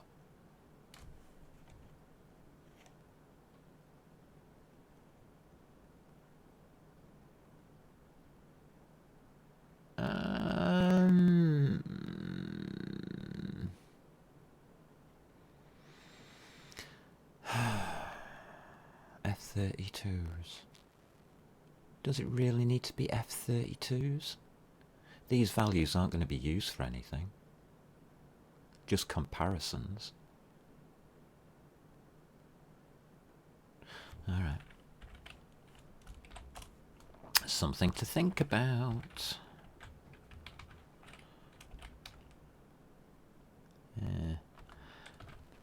So I want a tuple.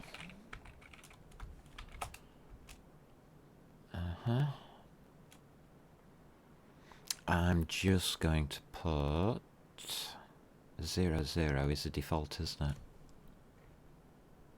Yeah, 0, 0 is no collision. Okay. Let x equals 0. And it's mutable. That's the value we want to change.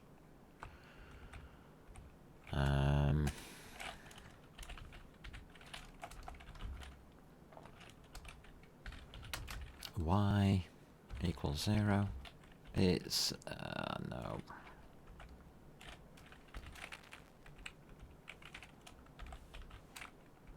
F64.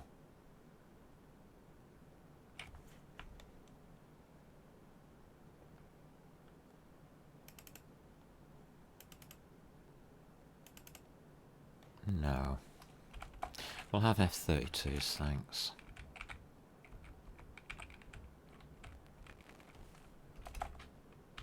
Interesting that it defaulted to an F64. Alright.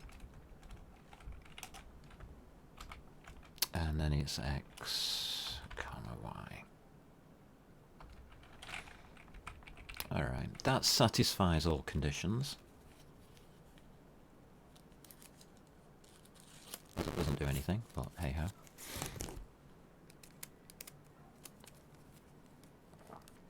So what we would need, what are we actually mutating? Nothing. So we can use that one.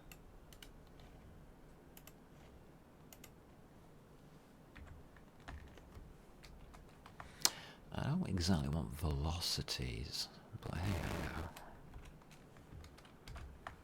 So, what we're looking at is name, or names.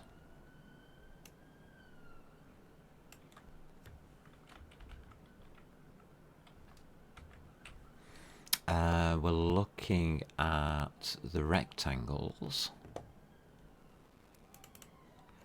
So let's have rectangles in here.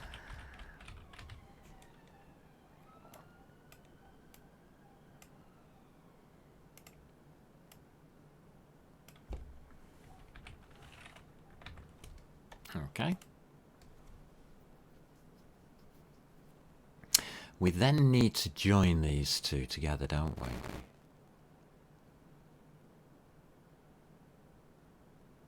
Yeah.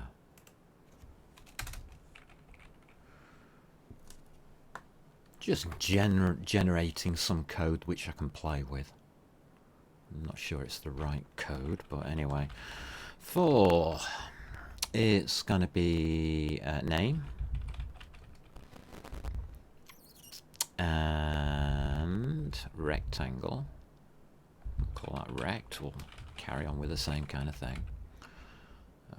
Okay. And that's going to be in. So it's going to be names. And rectangles. Yeah. We can just dot join it. Don't think...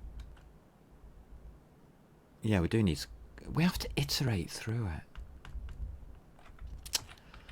Damn it.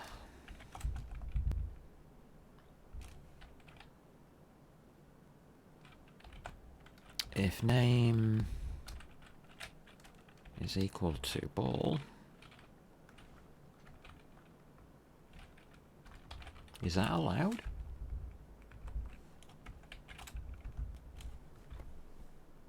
Well, it says it is.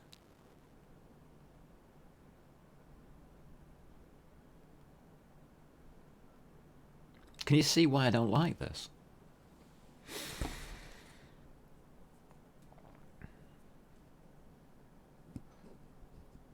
We've added a component, and now we're iterating through all of the names. We'd have to add names into everything, I guess. But we've also got all the rectangles in.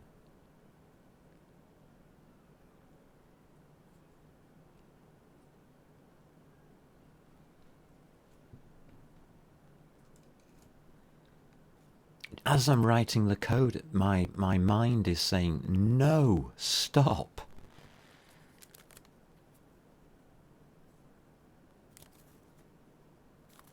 That's the program in me saying that. If you're coding, you would just carelessly just continue on, and it wouldn't matter. But every fibre of my being is saying, this is so inefficient.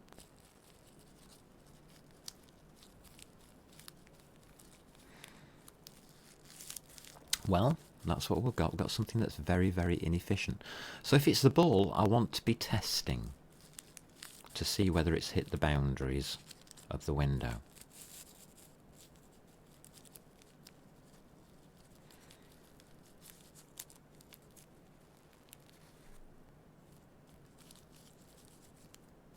Not too hard.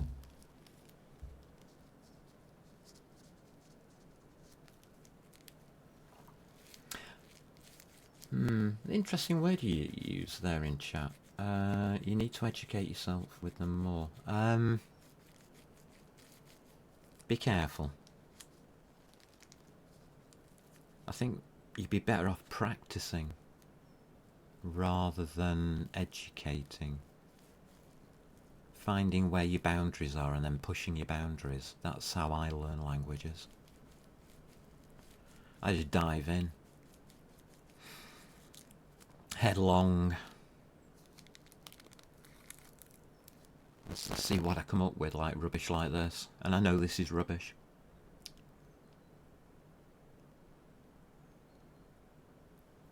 %, total absolute rubbish.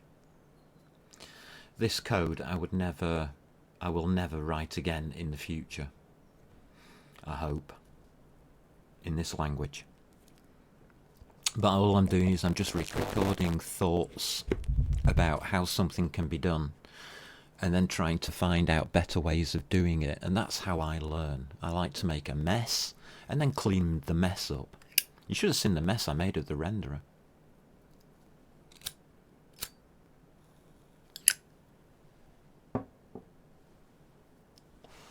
Right. We've got the ball. Are we going to drop it?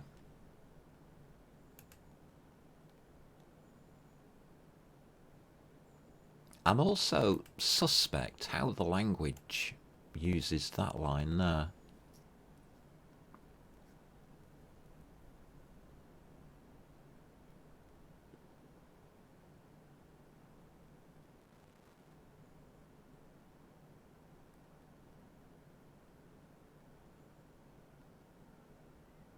I don't think that line doesn't look right.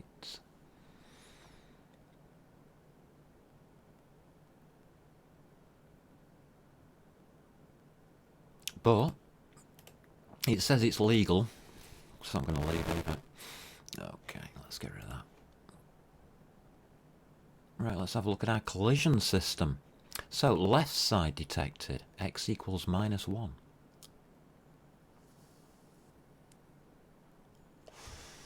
So what we're looking at there is if rectangle left, yeah, it will be when it's rect. Rect dot left, doesn't work. Left is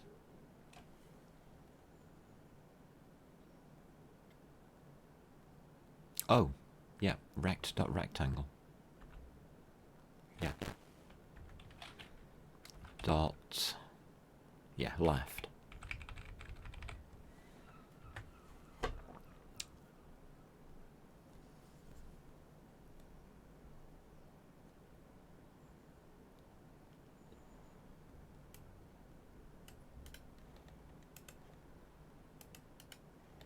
Do need something in there.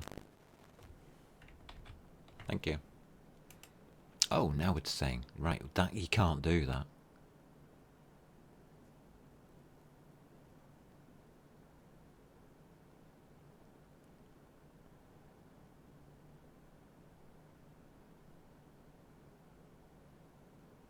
No.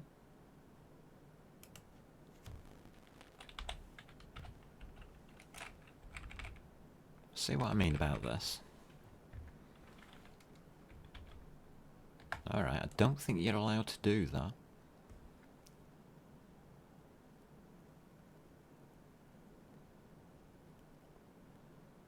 Ba ba ba ba ba.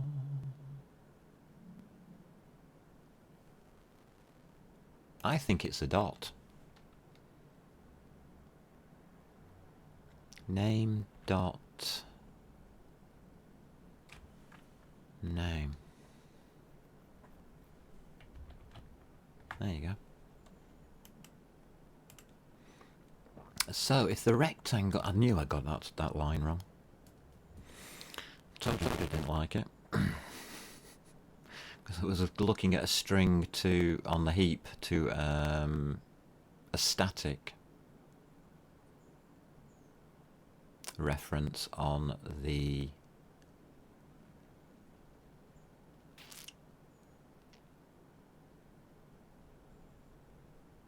other side.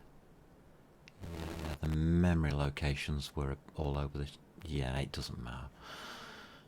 Memory's all over the place. So if the left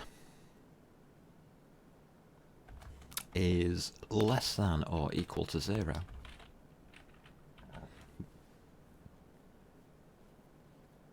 which is target X,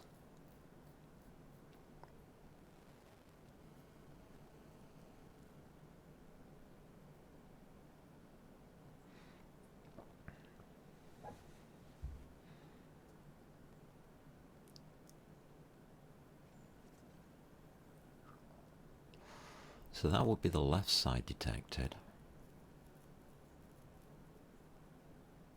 X would equal -1.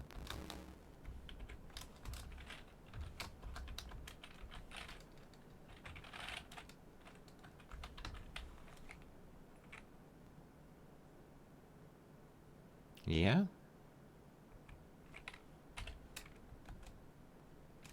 No?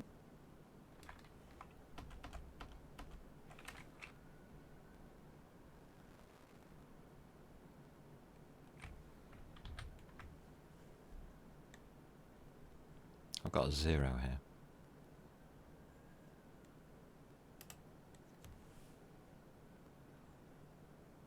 All right.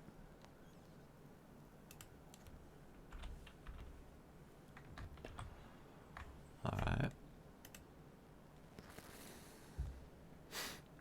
It looks as though that's how we construct that line. But is it doing what I expect it to do?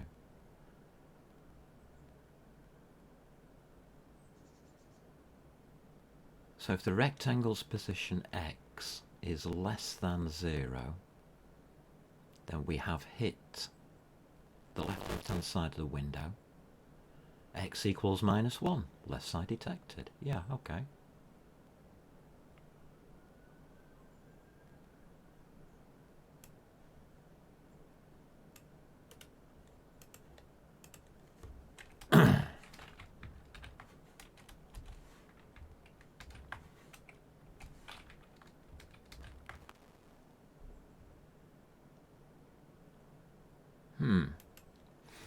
The y value is top.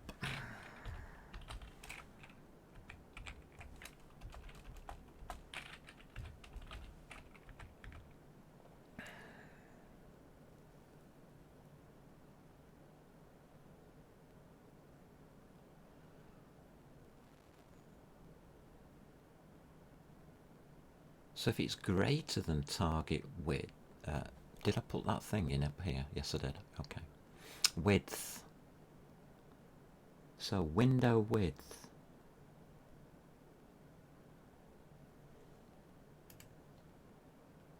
is a U32.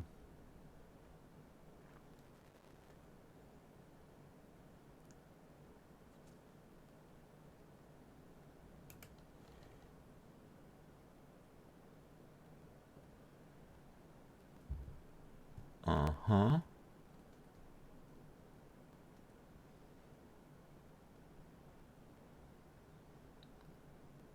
So if... Yeah, that's now going to be greater than... If the x value is greater than the window width as a float,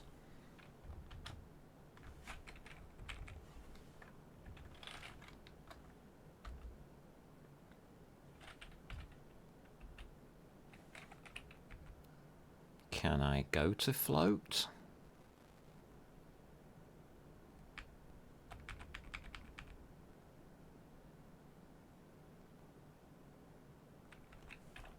How do you cast? Casting.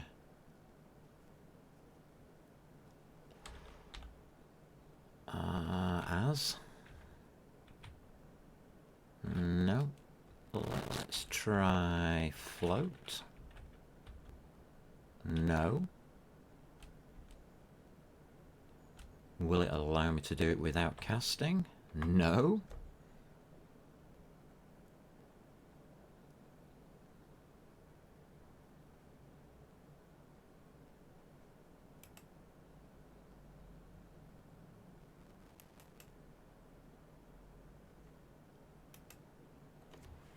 Really? That's how the language does it?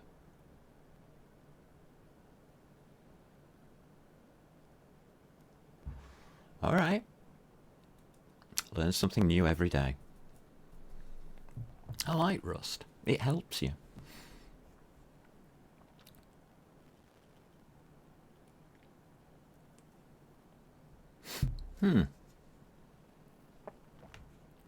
I can't change x into a U32 because that would make it unsigned and I need a -1. Trust me, for logical reasons, -1 is usually the best idea. So here, it's 0, and we're looking at y.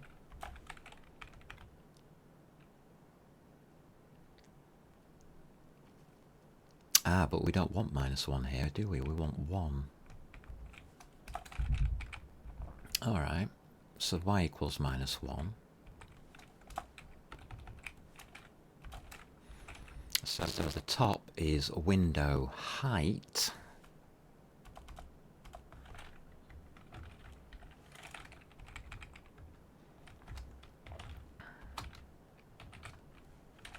Like that.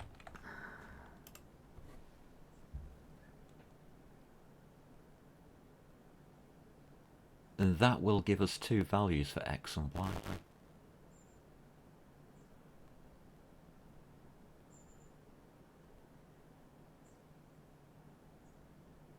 And it will tell us then if we have gone past the boundary. If there's no collision, x and y equals 0.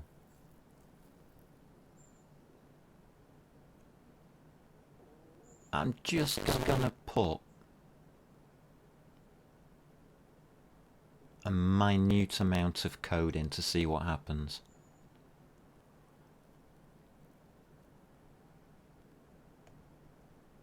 So we'll do it here.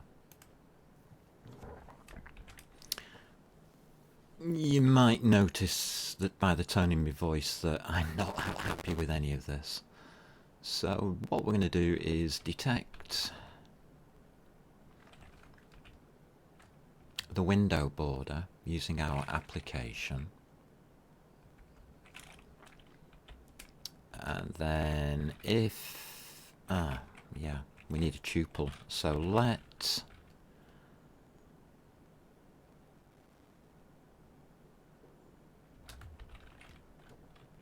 we'll call it result X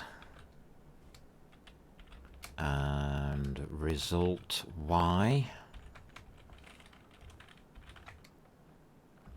equal that. Yeah, that works. Yeah, we can have multiple return values. The language is happy about that. So if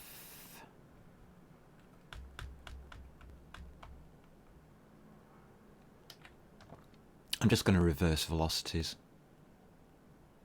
Yeah, if X is not equal to 0,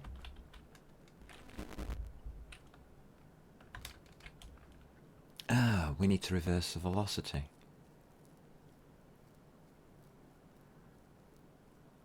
Oh, that's awkward.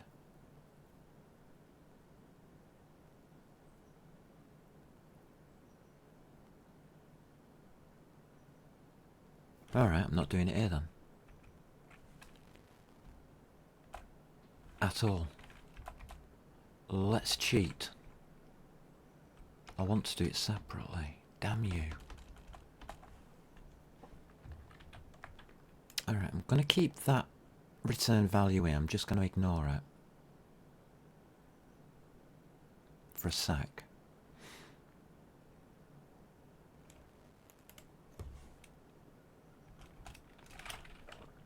So if after doing all of that, X is not... do we have velocities here? God, we don't, do we?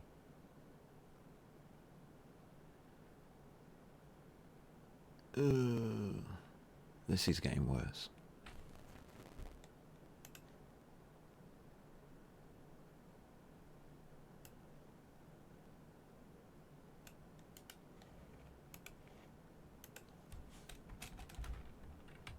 This is getting worse.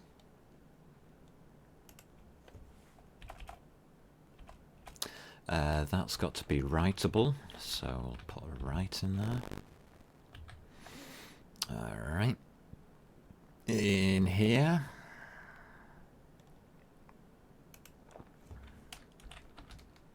we'll take in a velocity.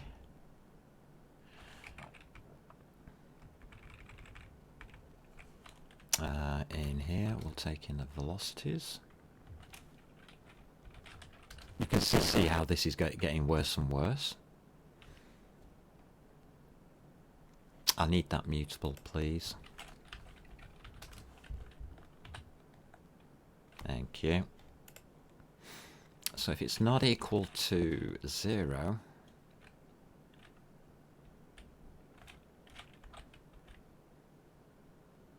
that doesn't look right.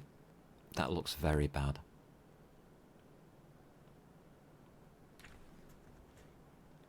I can't have these being F32s.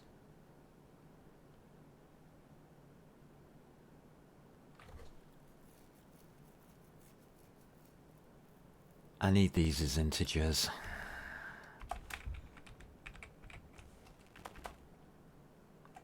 Yeah, this doesn't make sense having these as floats. If you've ever tried putting things not equal to when using floats, it becomes a little bit awkward because floats can have errors in them. I'm more happy with that.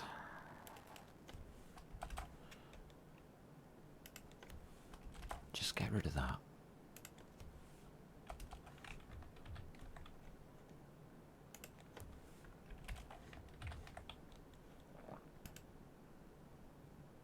What's wrong with you?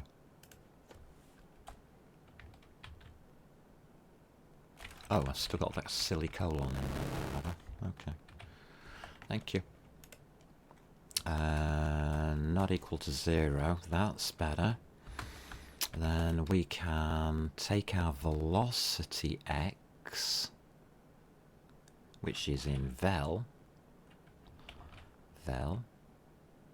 yeah, dot x, and multiply that by minus 1, minus 1.0. I'm just going to use a multiplication. We'll do the same for y. You can see that this is nowhere near the kind of code that you want to be writing. We'll take the velocity y. It'll work, probably. But it's coding, it's not programming. And we're just going to minus 1.0 on that. You're going to see why this is coding and not. Right, what's wrong with you? Oh, right, you are now eyes.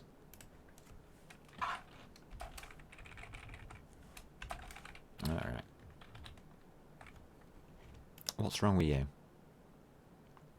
If maybe missing an else clause.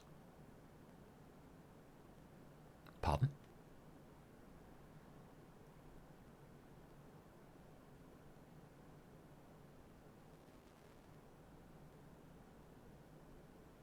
Right.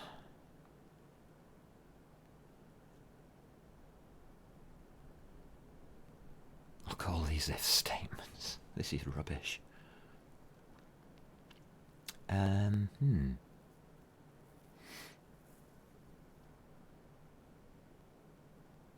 Why would we be missing an else clause, and why wouldn't it like what we're doing?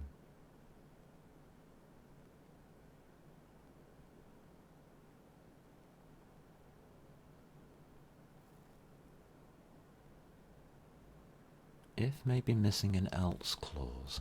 If expressions without else evaluates to, yeah.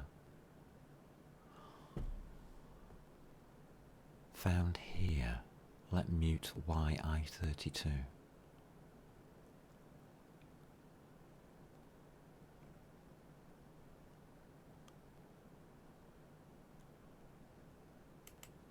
I don't know why it wants that. Else do nothing. That to me sounds very weird.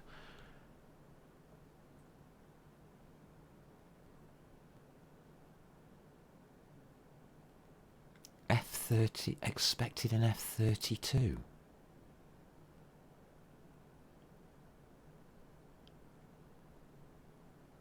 Oh, I see what I've done. Yeah. I didn't complete the condition, the result.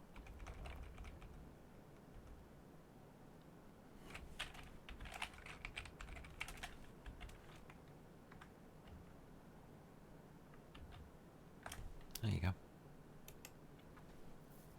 I didn't put an equal sign in. So velocity x equals velocity x times minus 1. That's what that means.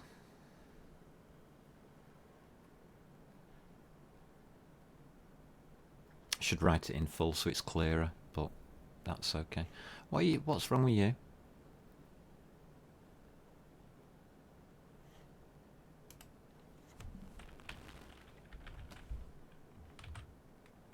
All right.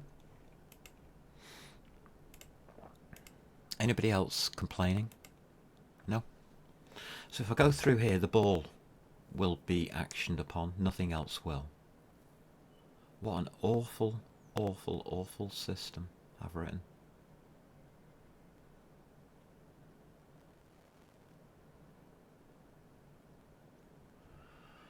We've activated it. just looks awful.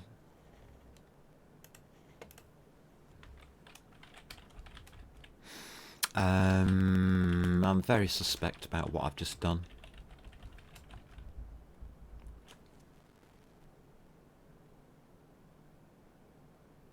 Try star ball.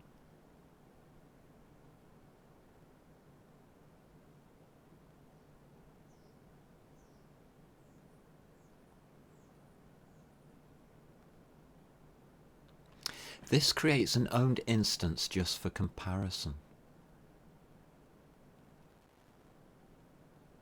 Does it now? I didn't know that.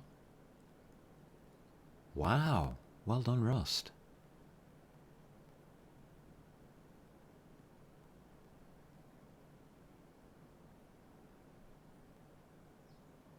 Oh, I do love this language. Look how it's guiding me. Interesting. Okay.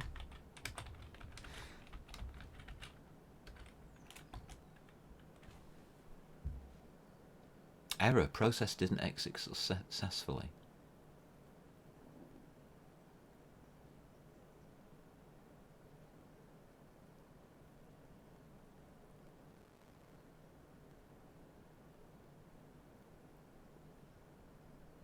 The resource does not exist.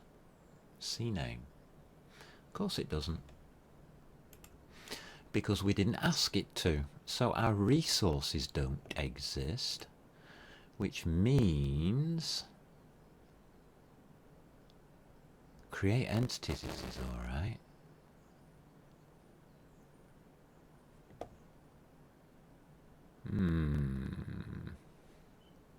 We're missing something.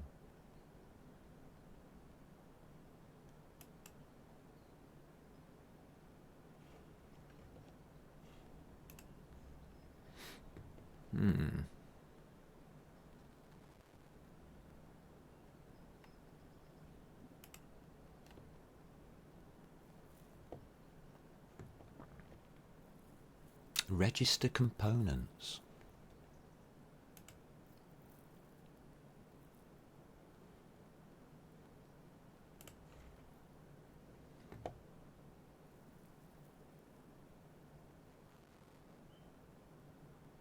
Is in ECS.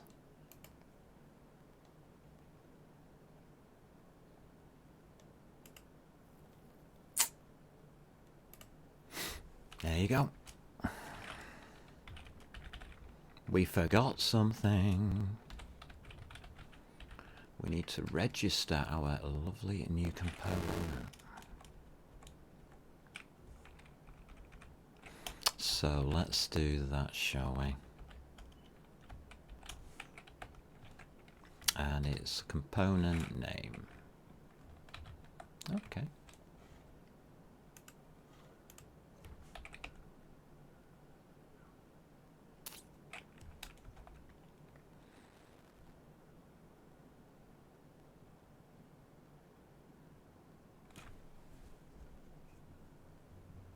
Yeah, it works. Isn't coding great? Let's try and program it now.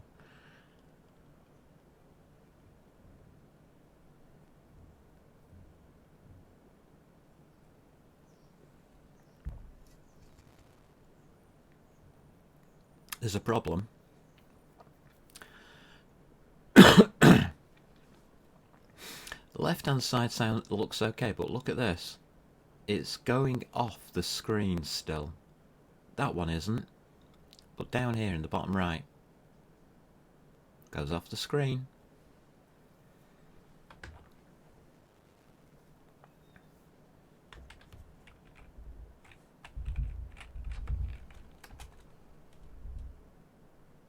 Try star ball.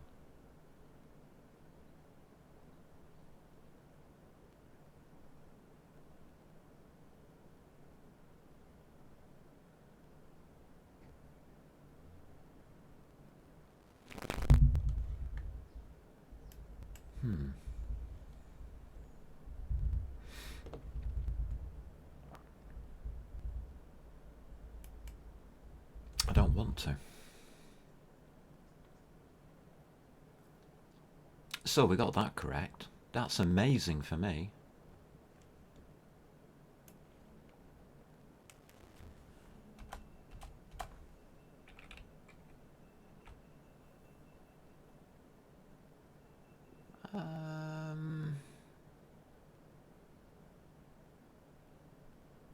I don't like the way it's handling this, and neither does Clippy.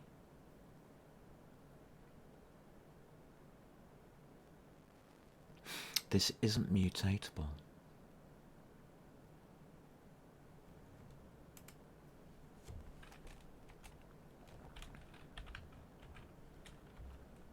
Test object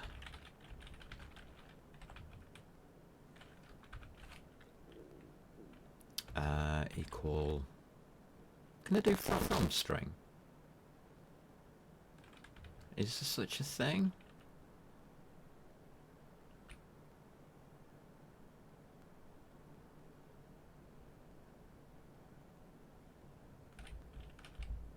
From?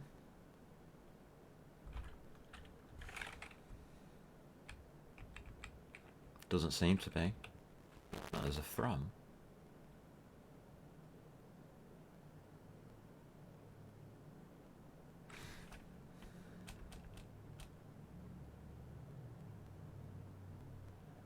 I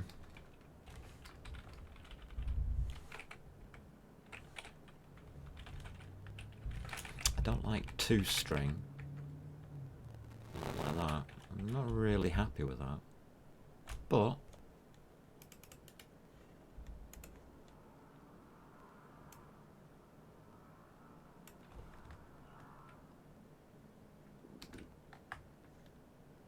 that's what I would expect.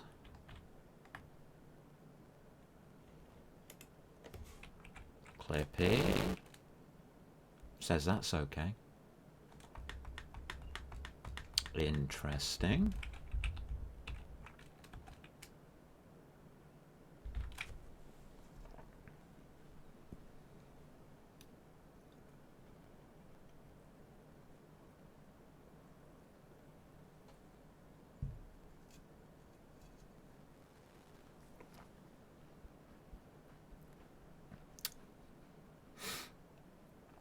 I don't like the way this is doing this either. It's string literal, isn't it? Let's have a look closer at that in the language. So Rust language. Assign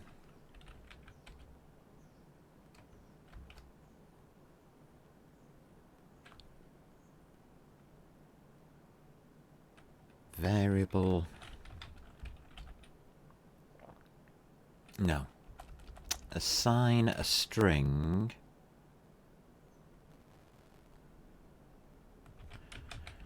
from string literal.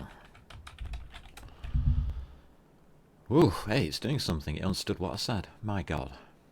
I don't understand what I just said. ToString. Which is what I just did. String from.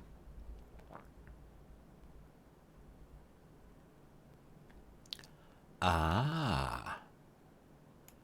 That I like.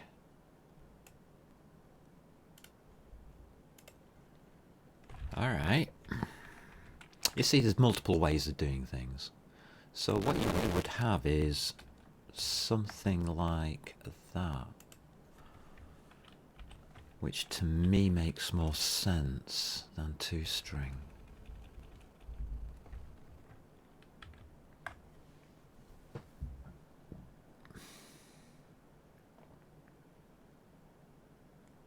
That tells me what I'm doing, rather than ToString, which can fail, I think.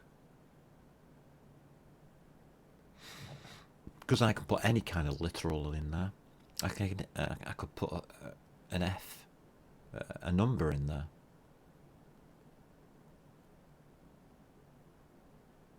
and then it would always be standardized. Okay. Does Clippically complain about this? No. Okay. So, the algorithm is correct. The system is written badly. We can tell that by the size of it.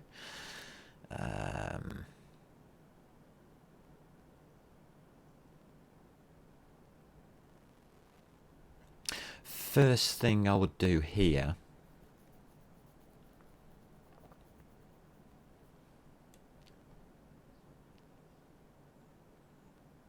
is take this out.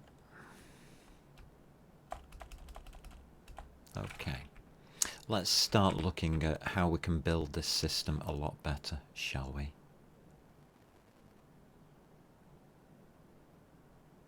Yeah, let's just take all of this out. I don't really want it. This.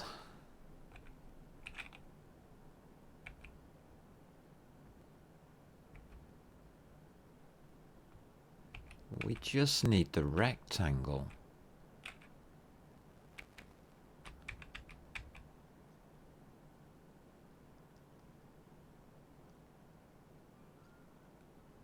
Right. I'm going to say it now. The reason I've got a problem with this is not because of the way I've written it.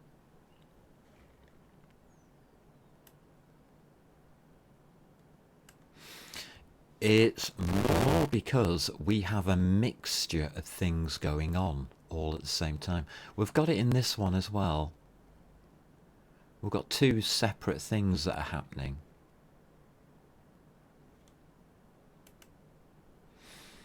And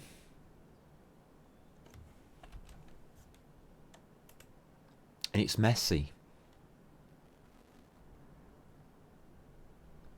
The system is that bit. The system is that bit. All the rest of this stuff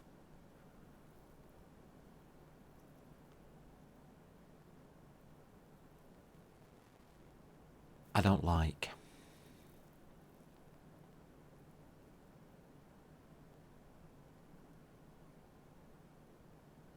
I really don't like. Okay. So I don't like what we're doing.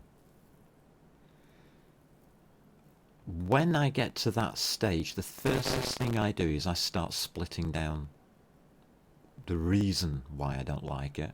And the reason is functions have no data.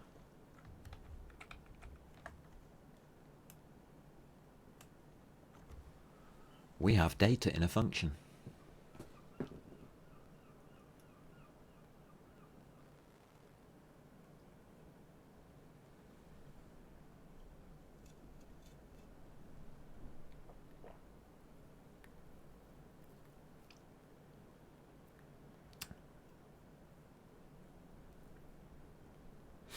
Okay. I'm going to leave it though. I want to think about this. Normally I would split this down. I would take this if. Yeah. I can't use else. I can on the first one.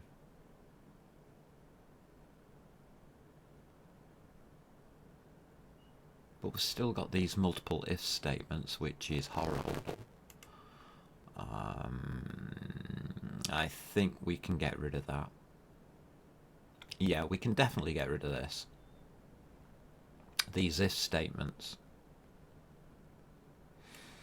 We can certainly get rid of those. And we can get rid of these as well.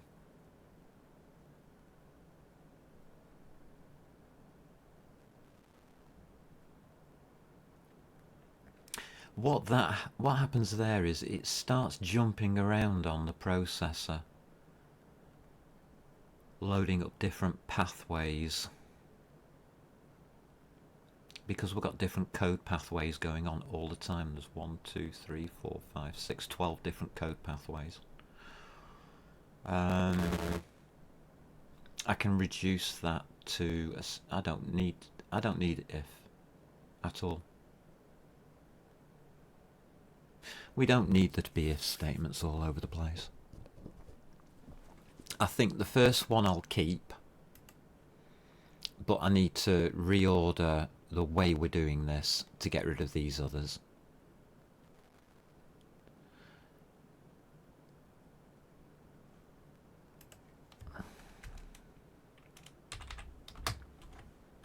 You're probably thinking to yourself, you can't do that. Yes, you can. To do. Get rid of these if statements. These branches. Because that's what they are, the branches in your code. And branches in your code can cause problems at the on CPU when it's trying to cache data to use, and it tries to predict which branch is going to happen. And it loads that code up to be run next. And then when it doesn't happen, it then has to reset and reload up the branch that did happen. So your CPU gets in knots if statements are bad. When you compile the code, it is usually optimized, and these if statements will probably be taken out by the compiler. It'll probably do it for us, but I prefer to code it in such a way that it doesn't have to.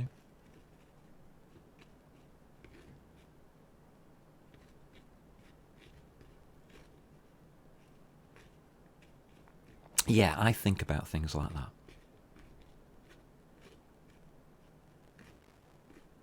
I wonder what I'll come up with. Right, so I've got window detection.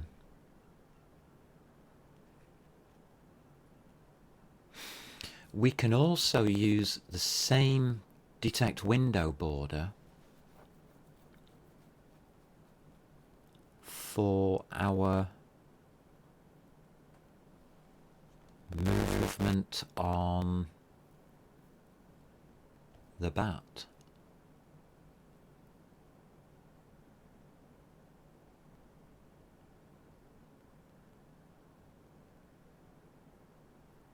Huh. We could do it all in one.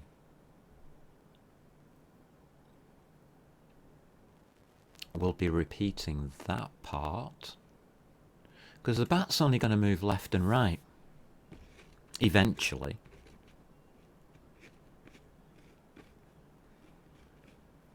But obviously we don't want it to go outside the window either.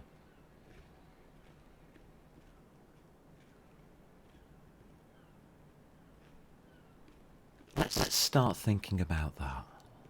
We've got a ball moving around. We need to come back to this. To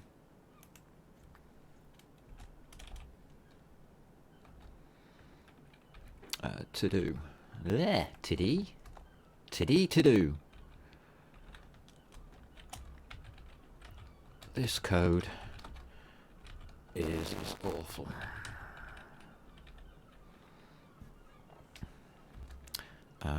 Please change it. Please rethink. Yeah. I'm sorry, but I completely agree with that statement. It's the first time I write a piece of code, it's going to be awful. I'll then have a look at it a second time. We'll probably get rid of some of this garbage. But also, it's in the wrong place.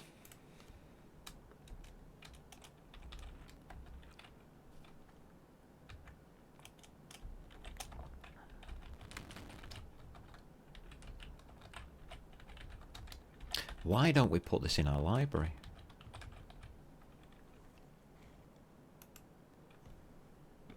Why do we don't want it here? It'd be nice to have a library that can detect a window boundary or inside a box. Collision. Boxes inside of boxes. rooms. So if you're inside of a room, you can't go through the wall and into the outside world. That'd be nice, wouldn't it? That then becomes useful. But look at all of this data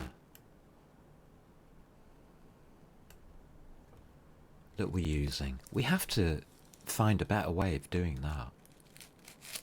There is a better way of doing that.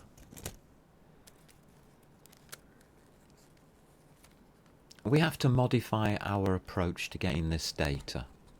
We have to find a better way of doing that. Okay. So we need to find a better way of doing data, or retrieving our data.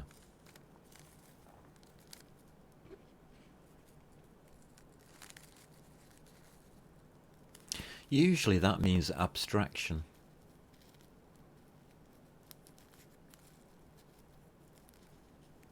What I'm thinking is, why don't we make query functions for this?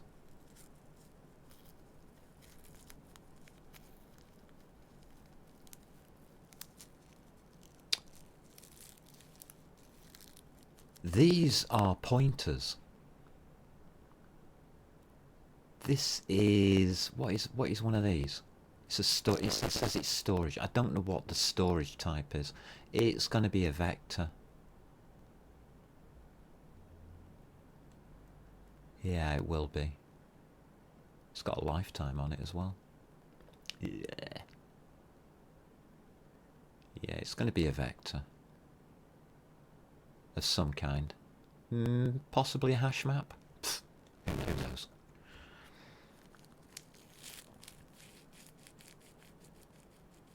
So our approach to this is wrong.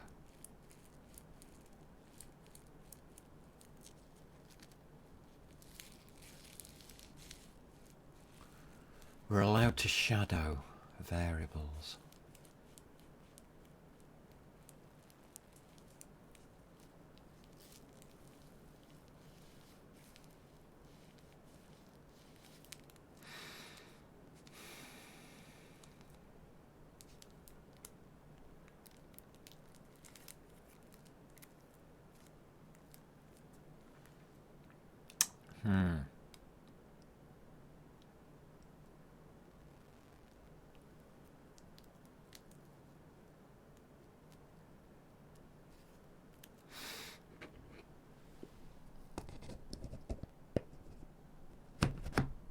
That has to be separated out. And if we separate that out, we can separate that out into the same system, like a query system.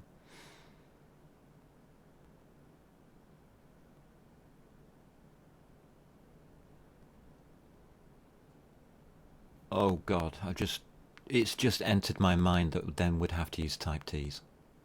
But do we? Because these are all storages.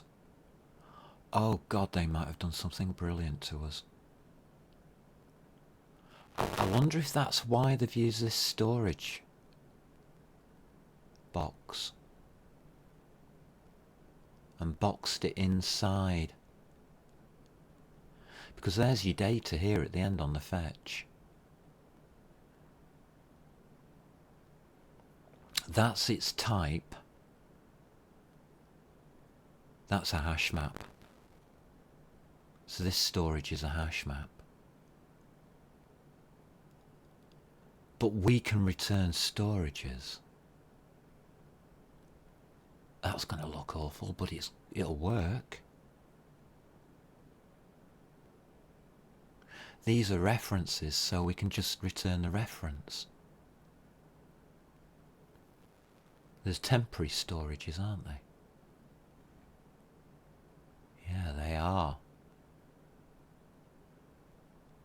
Or they have an allocated memory block for storage. I wonder how they're doing it in the background. We could save ourselves so much time by making a query. So what I would do is write something like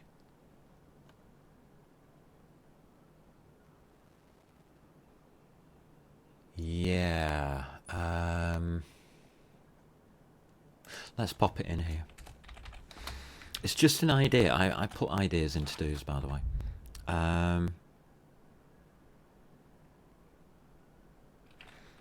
Gather data using a query system. By that, what I mean is, e.g.,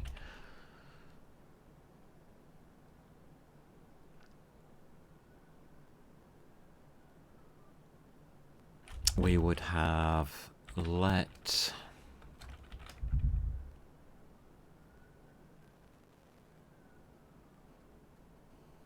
doesn't quite work on what I'm thinking. Yeah, it does. Rectangles.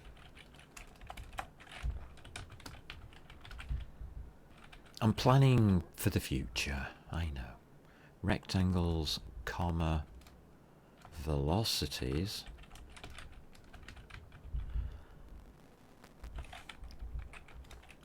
equal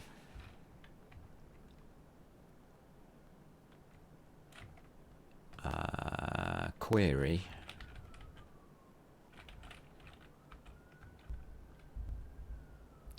we would put in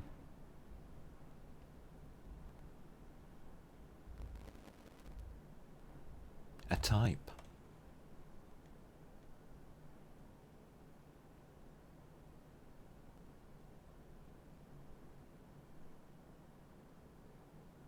I'm not sure how that would work.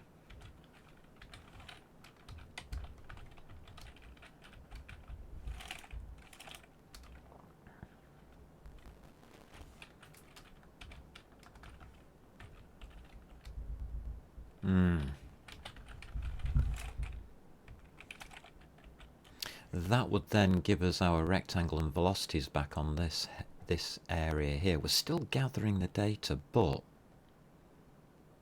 we're not gathering it in here anymore.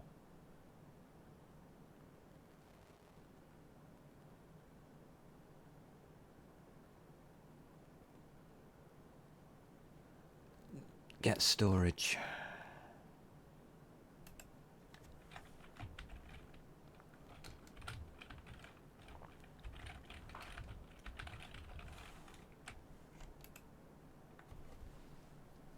Something like that.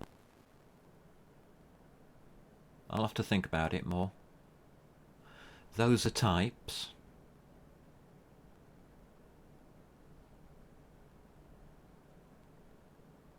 I'd still need two because one's mutable.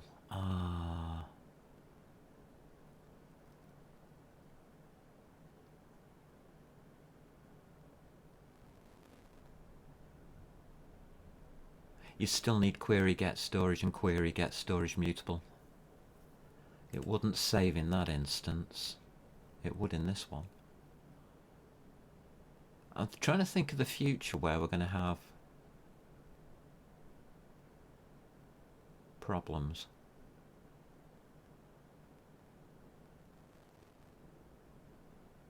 Alright.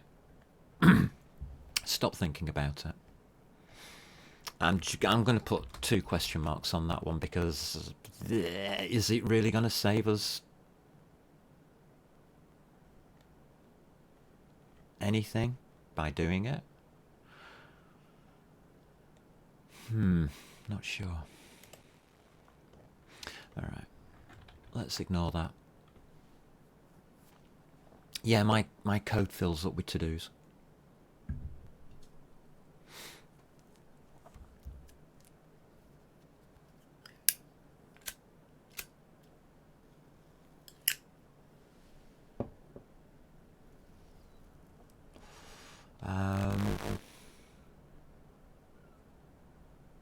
I'm happy with that system. Yeah, I'm happy with that system. Let's get rid of it. Our ECS is fine. our components. Yeah, okay. Yeah. It was an interesting solution, but I don't think it's the right one.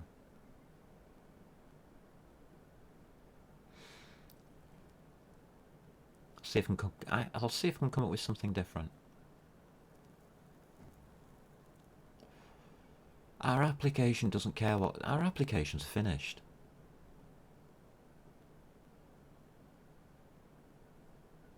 Don't really need that anymore. Application info, that just controls what things are doing. Entities, I'm not too bothered about that.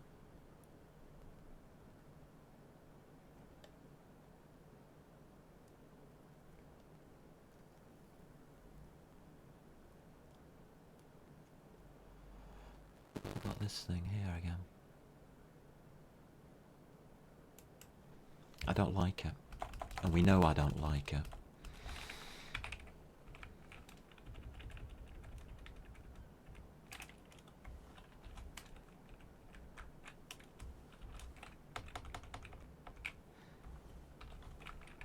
I don't like the way it looks. I don't like the way it reads.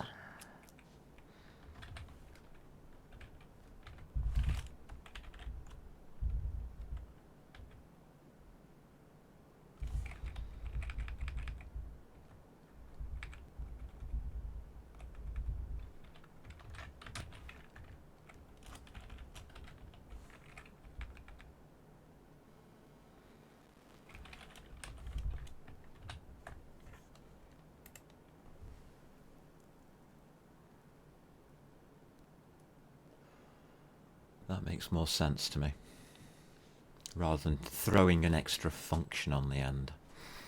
Let the string functionality of the standard library do it for me.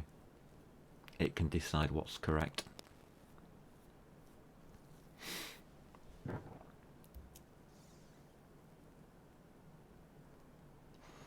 Okay, I'm happy with that. Alright, entities is finished. Right, what we need to look at next is how do we move the bat? It's quite happily sat there.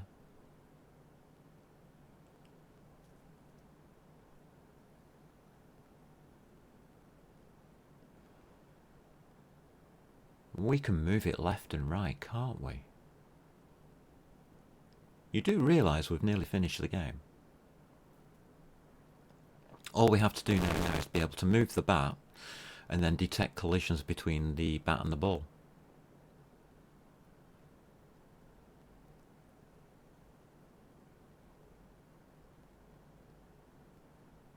And then obviously you can develop it from there. But that's nice. That is smooth, it's nice, it's doing okay. Right, our application info at this stage is not going to be changing. Cool. Let's start with input. Events from the mouse, don't really want that.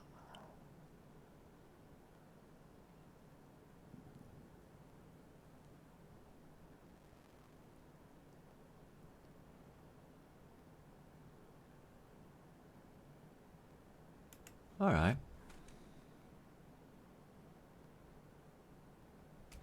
What we're looking at then is keyboard events.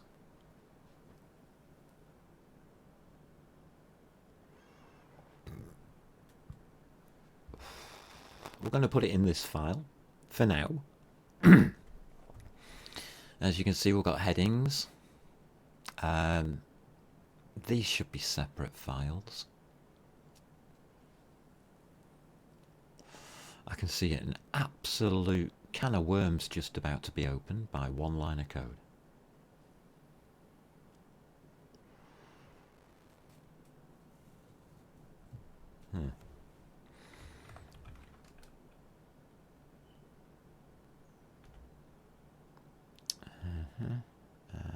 Yeah, okay, we'll do it that way. Event. Key pressed.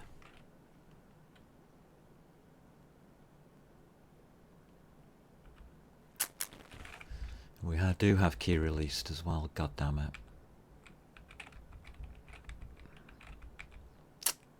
Yeah.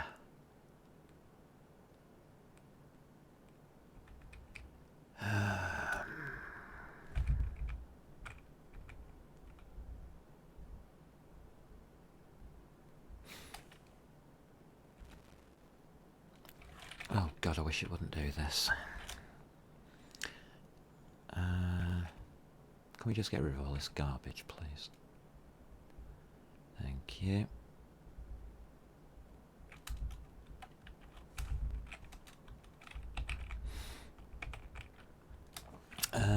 Key.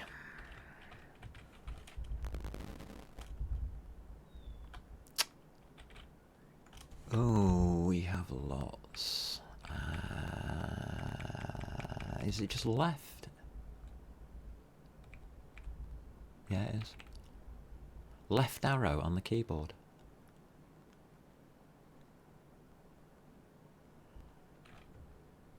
Alright. We need to get rid of all that information. Get rid of all that information there. Alright. What are we going to do with this? We can't return anything.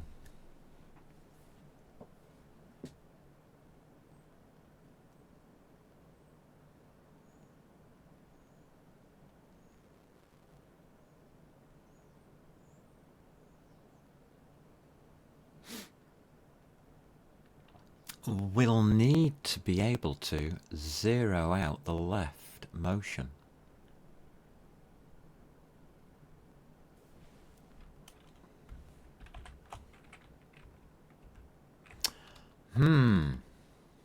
So I can't do anything yet, because we don't have a way of doing this.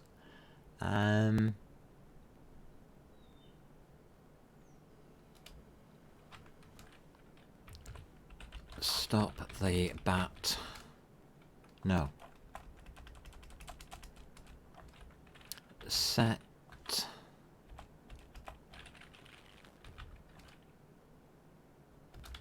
bat. Move left.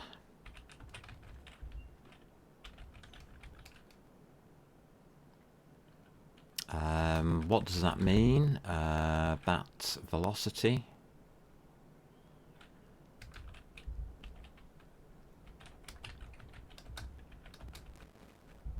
Equals minus a number.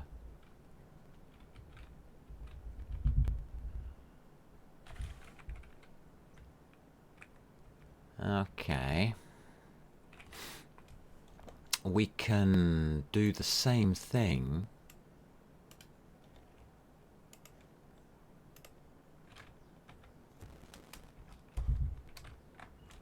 for right.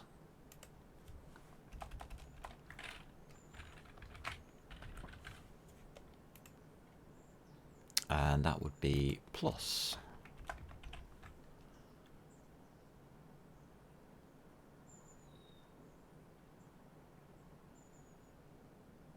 But that's on key pressed.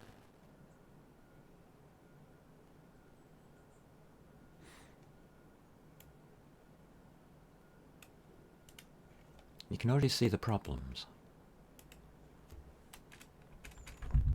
So what we want is key released.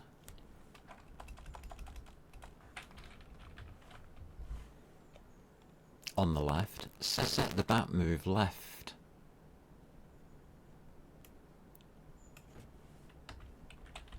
To that. We're now going to have to repeat that for this one, aren't we?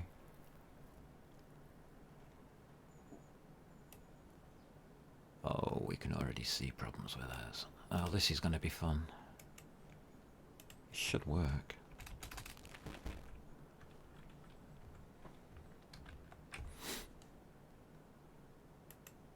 So we've got the key pressed and the key released.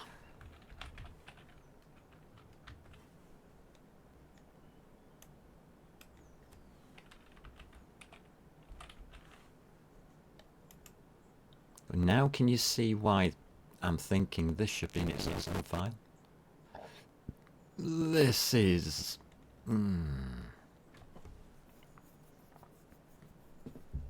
Interesting. That's correct for now.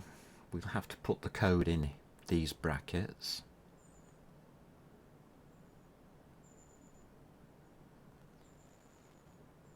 Yeah, that's fine. We need some kind of movement system for the player.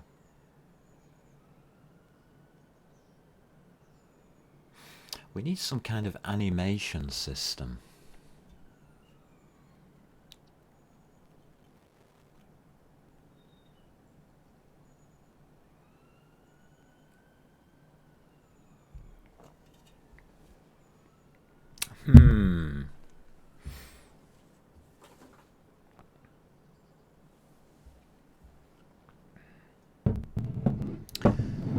We have a collision system. We sort of have an animation system. Well, we don't at all, really.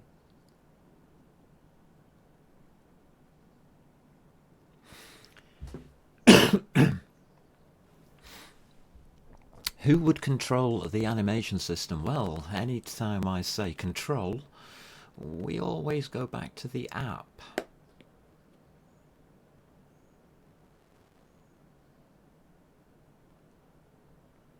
But that's not correct, is it?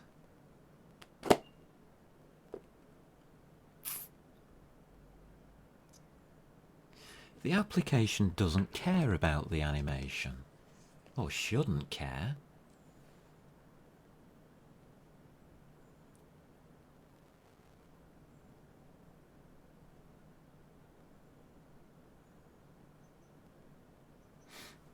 Any animation we do should be with respect to the input. In this case, this is a specific case, obviously, and I want a simple answer rather than the full answer, which is more complicated, which is that we set up enums saying left and right, up and down, a movement enum, and then at this point we would say player move equals left, sorry, player move equals none, player move equals, got it wrong here. Right.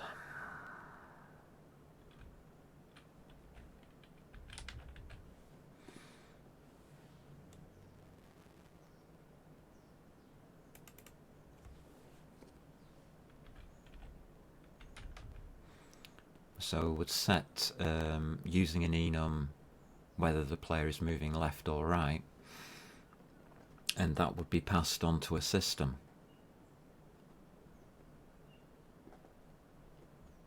The animation system, which we haven't got.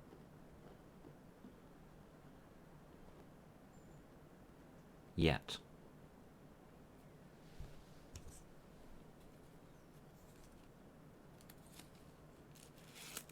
The simplest way of doing this is inside those brackets.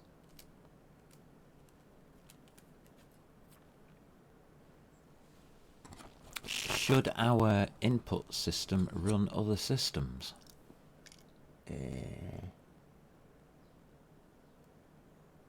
No. We have to pass this information through to the system, so we do need some kind of animation.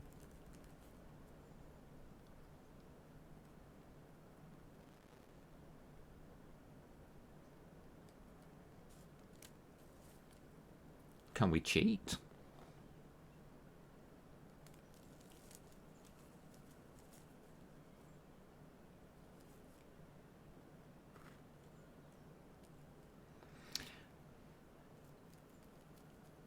To a point we can.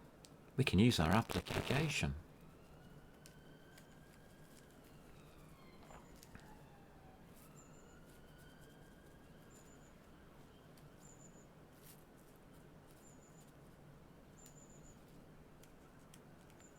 Yes, we can.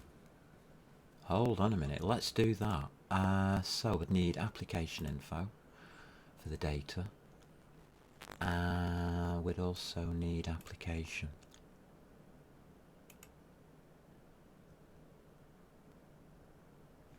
I don't know how enums work in this language.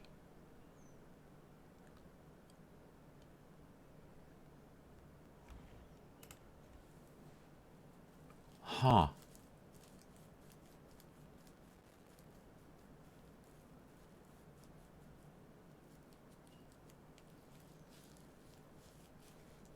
That's the to-do.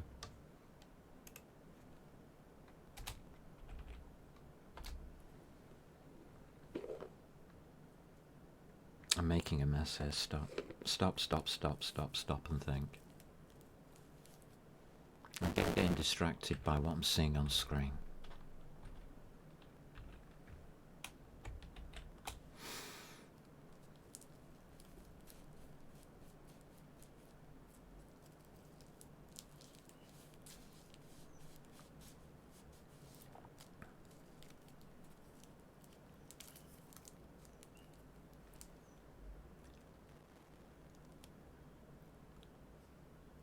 So I've never used an enum in this language before. Okay.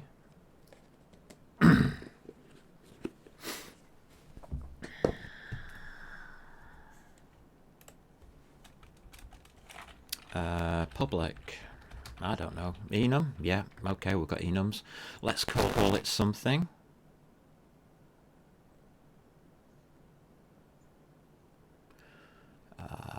Move direction.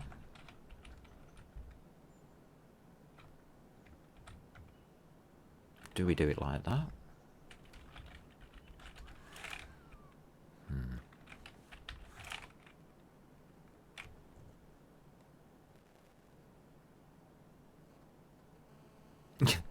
Tells me. Okay. Thank you. So we would have none. I guess that equals 0.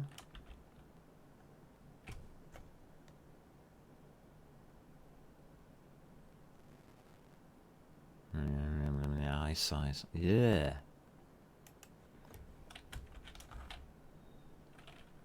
Can we just have a U8?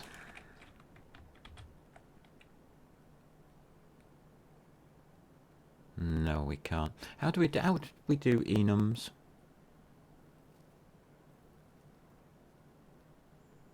Do you think?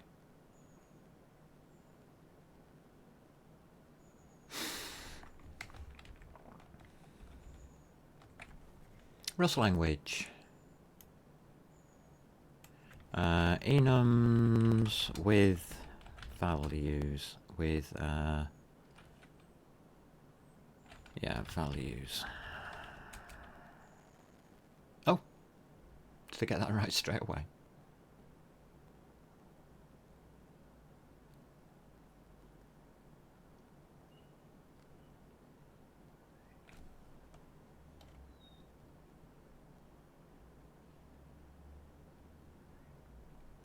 What are you doing? Enum message. Quit move.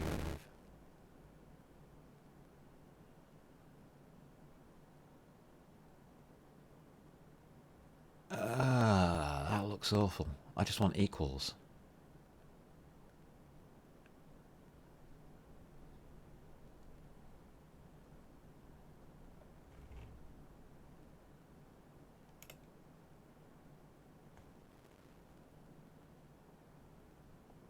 Da-ba-da-ba-doo, let's find out how to use enums. Oh, this looks awful. Okay. Using brackets. Oh, well, it's just set it to a value. Why can't you set these to values? Options. Sunty. Oh, God.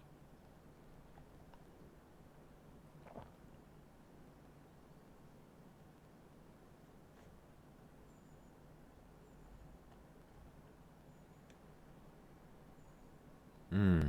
Not really what I'm looking for.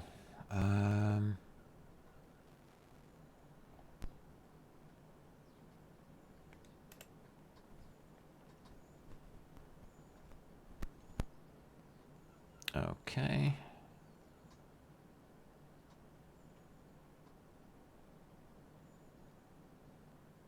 Yeah, implement it. No.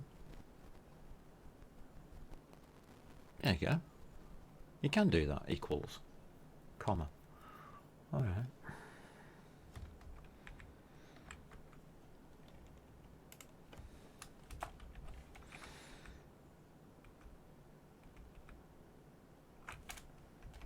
So that's not right.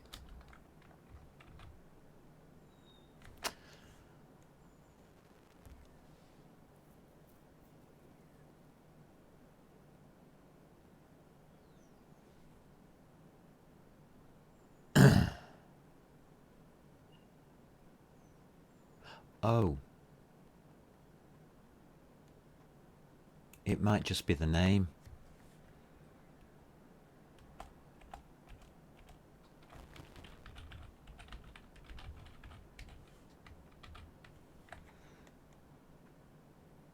Variant stationery should have upper camel case name. Why?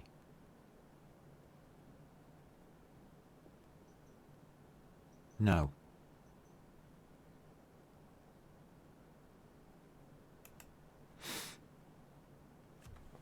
What happens if I put U8 here? Don't like it. Okay. To eye size. No, I want a U8. I don't want an eye size.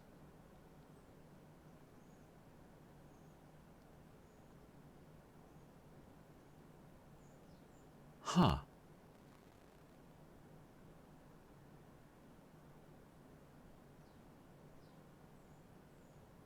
This is weird.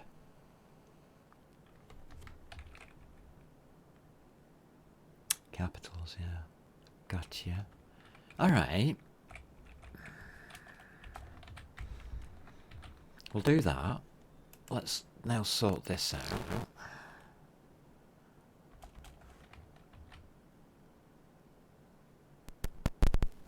You're joking me?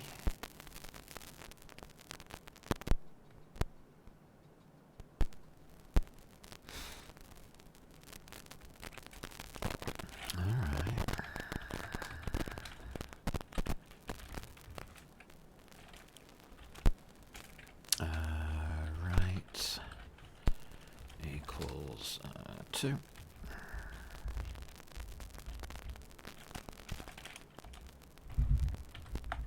That's legal.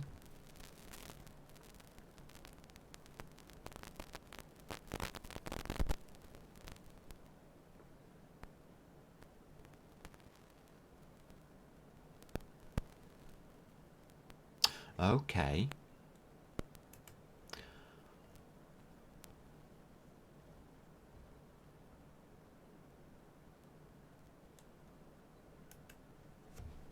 So if we have bat direction,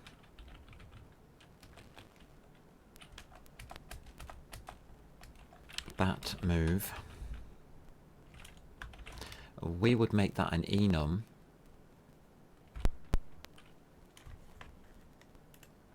Move direction.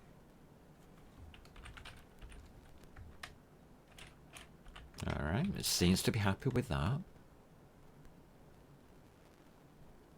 We would then have to put in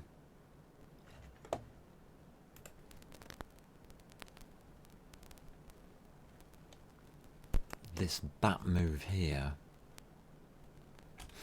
Okay. And the enum direction would be stationary. So do we just put stationary?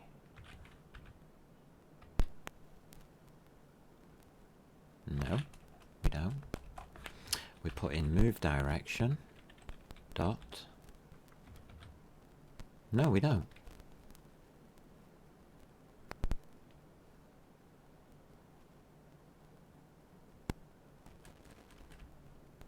How do we use it?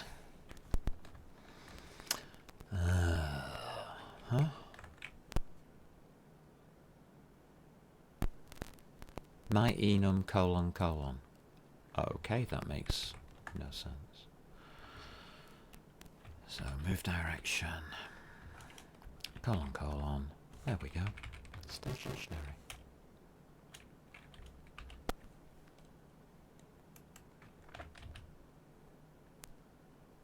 That works.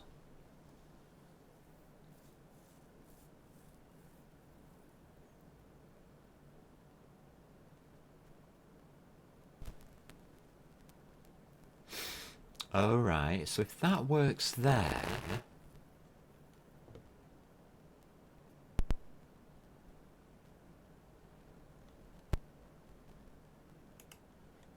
then we would have app, which is our main app.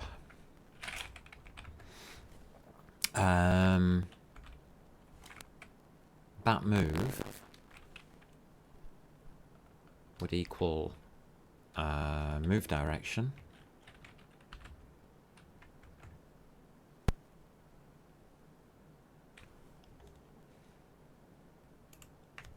You know I don't like you doing that. Thank you. Move direction. Left.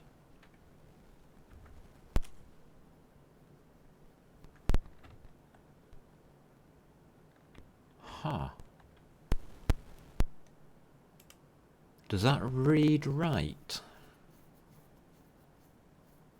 If I press the left arrow key, then the bat, the movement direction, will be set to left, or move left.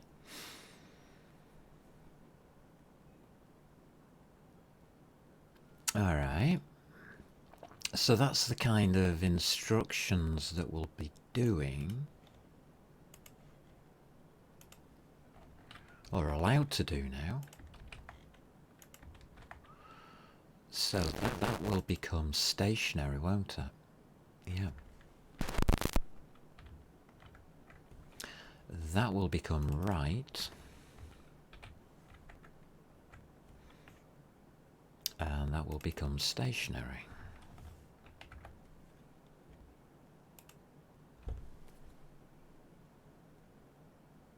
Does that make sense?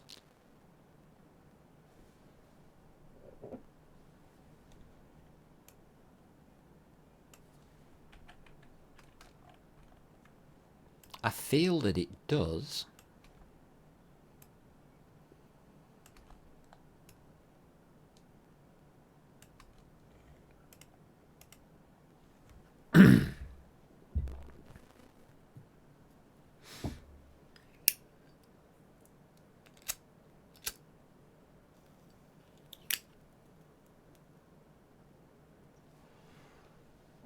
Have I made that as simple as possible? Not really. We've now got a move direction.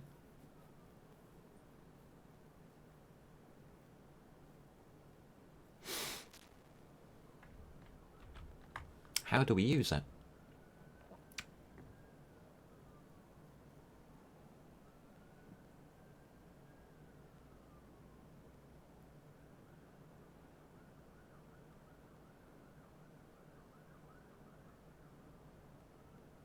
Ah, we're going back to a system, aren't we? Of some kind.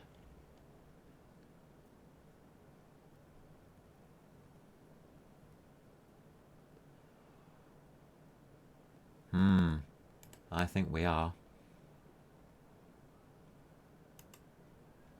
And this systems file is looking garbage now. Oh, thanks. We've got move all.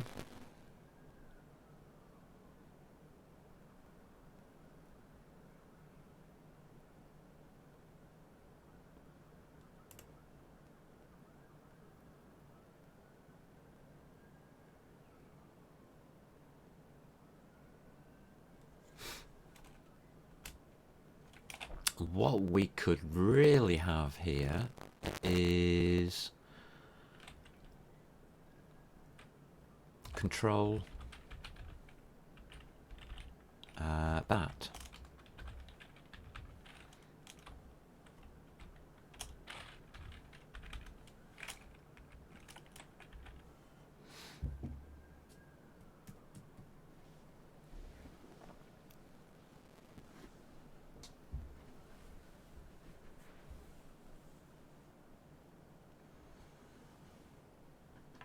That's interesting because that spans two different systems, but no, it doesn't. It's a physics system. It doesn't matter.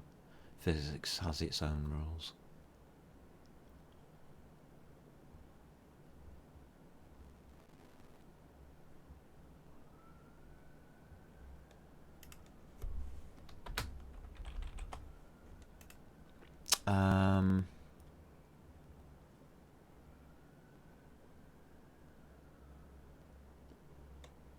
Alright. So we'd need a function to control the bat.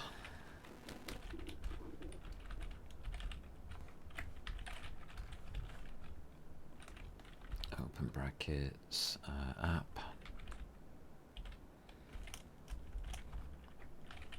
I'm going to try and keep the language the same on these.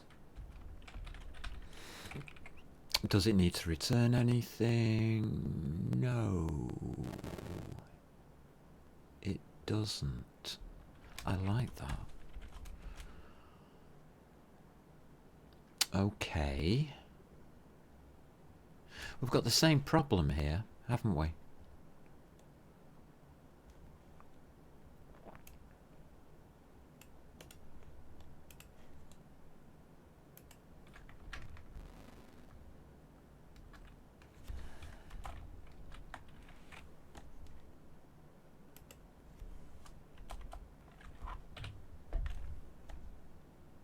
Yes, we have. Don't need rectangles, just need velocities. So we could use this reuse. Can you see that I'm reusing stuff? It's very evident, except I don't need that line there. We don't need the rectangles. We're only looking at the velocities.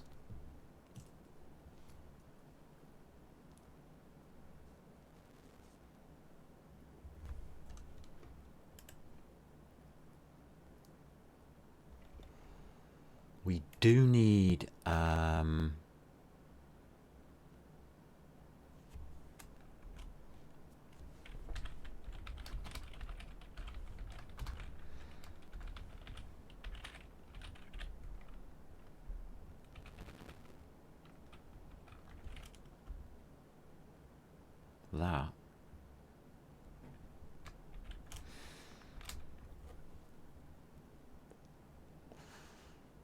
It has to match what we're doing with the data, so it's going to be an F32. We're just going to set it equal to something. 2 seconds goes going across, the width 800, 400. We've got the ball going at 200, 150. So let's match that up a bit better and call it 200. Yeah. So that's the bat speed. Alright. We need to join these together, names and velocities. And we're mutating on the velocity.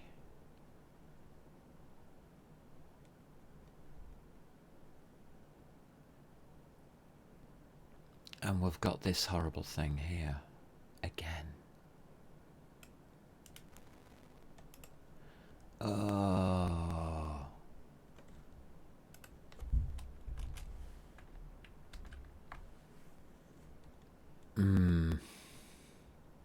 We don't need the rectangle at all.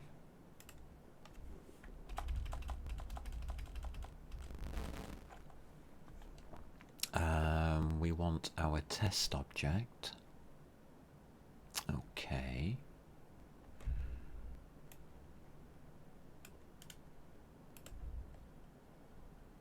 Yeah, I've already got it here. Okay.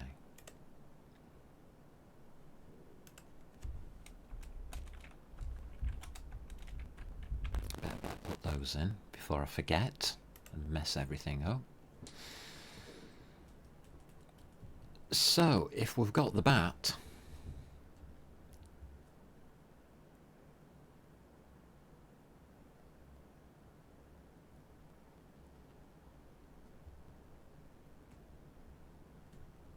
we've got a problem. We need to use else now.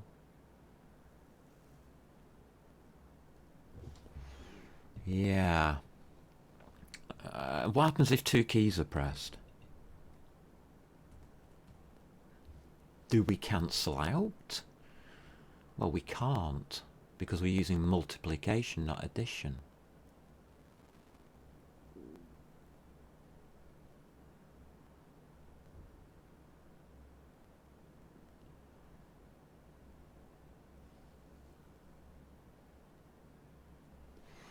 That needs to change. Can do interesting things with addition, but then you need to test for a max speed. But hey ho.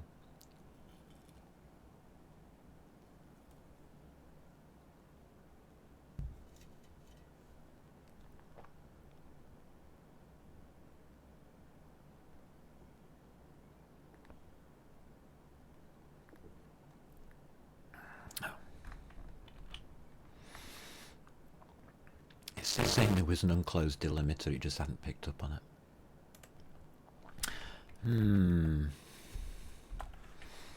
So what we're looking at is an if our app bat move is equal to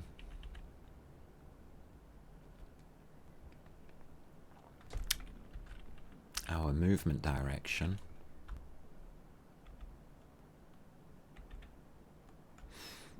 stationary. That's legal. Yeah, that matches up.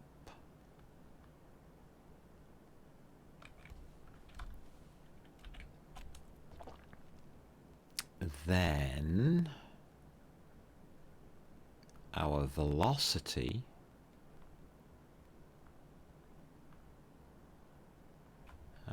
velocity x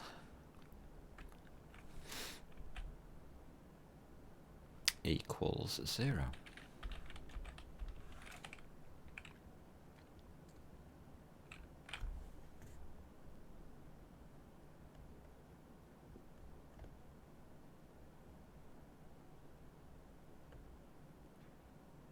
And we want to continue it.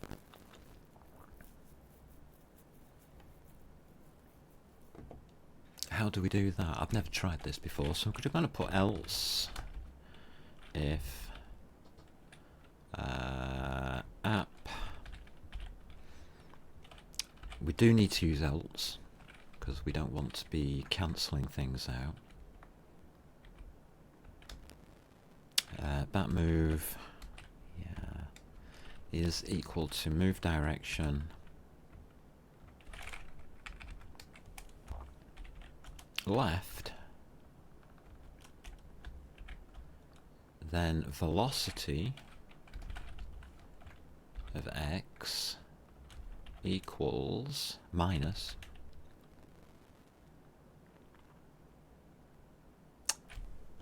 what did I call it? Bat speed. Okay.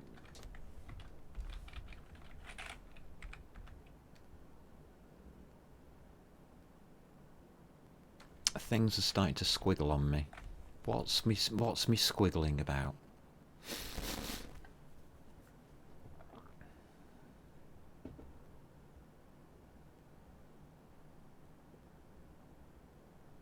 An implementation of partially...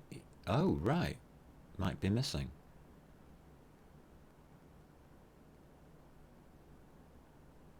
Really? Oh, that wasn't helpful.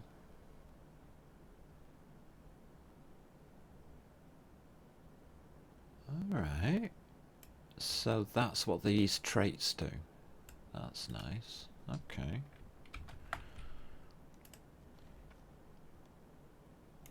Zero. Oh, it's got implementations. Oh my god. Okay, that solves that problem.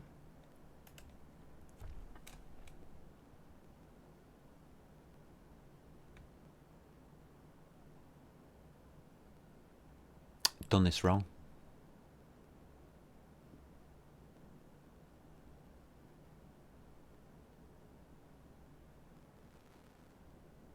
Alright. It's just a repeat of this.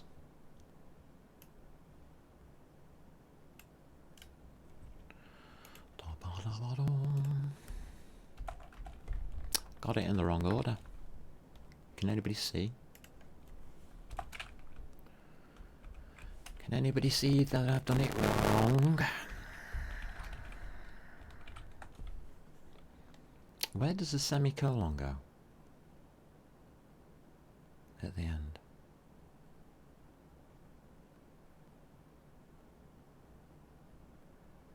Doesn't seem to be a semicolon here either.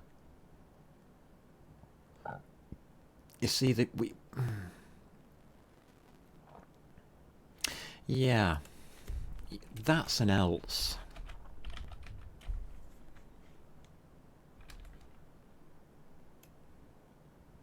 That goes at the end. That's your default value. Stationary is default. So that gets moved. That becomes an F.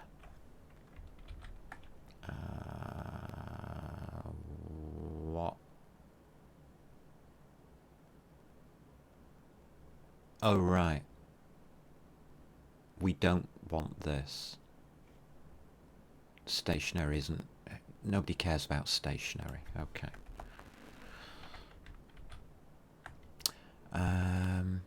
Why is there no semicolon here? What's going on? My mind says do that.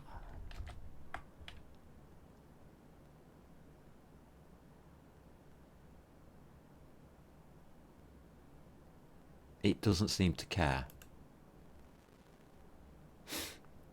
I'm going to do it anyway then. Because that's what my mind tells me to do.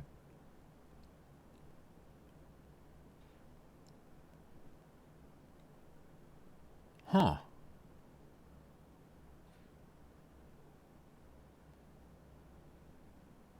Got minus bat speed, right goes plus bat speed.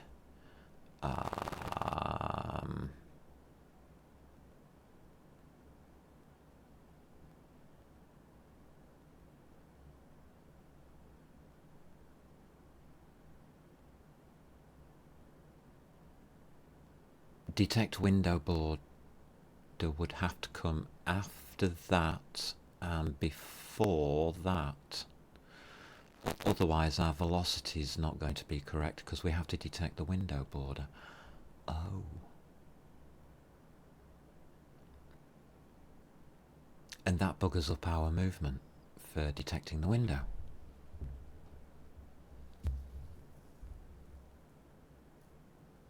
Order matters.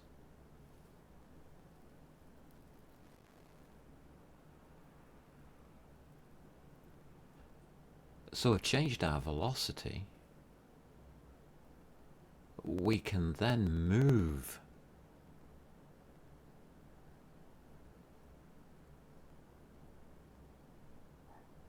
But we can now only move if we are not going out of bounds.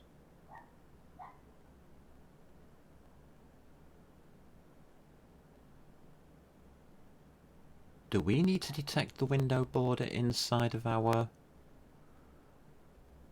here?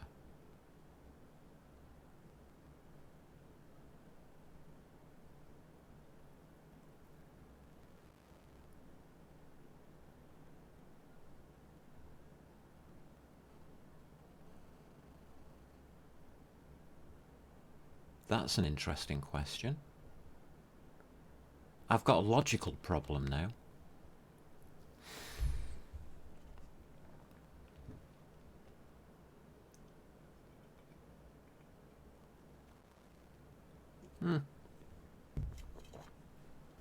We'll solve that. Logic's good. Alright. Clippy says we're alright.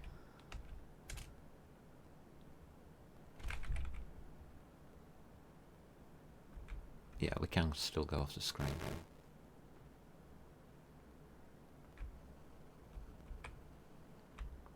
No collision detection on that. If I press both buttons, it only goes the way that the last one was pressed. That's correct. Lovely. So we need window detection here.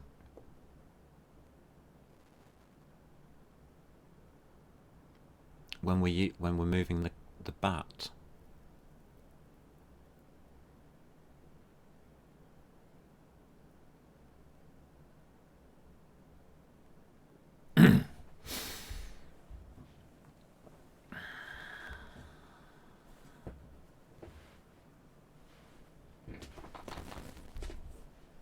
We can put it within the back control, can't we? For now. But then we've got double functionality. Yikes.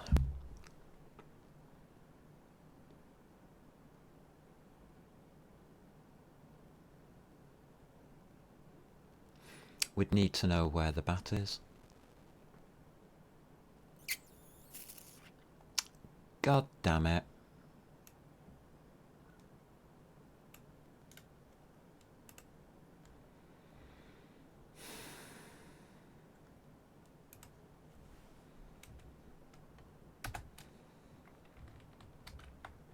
So we would need rect.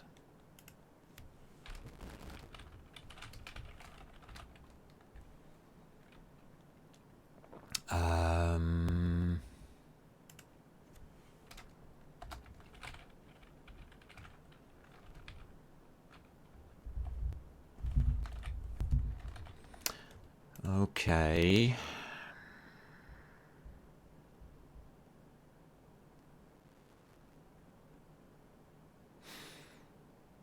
So we've got the test object.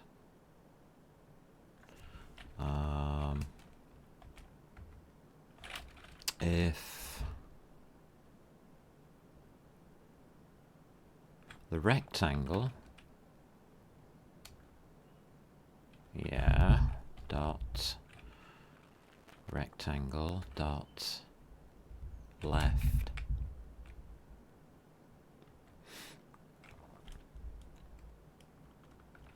is greater, no, yeah, greater than or equal to 0.0. This is going to be very bad. Or and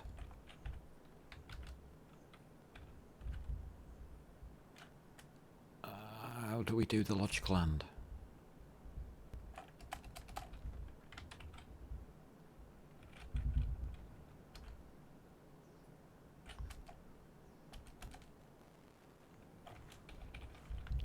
I don't know. We'll do it in the same way we do it in C. Yeah. Rectangle.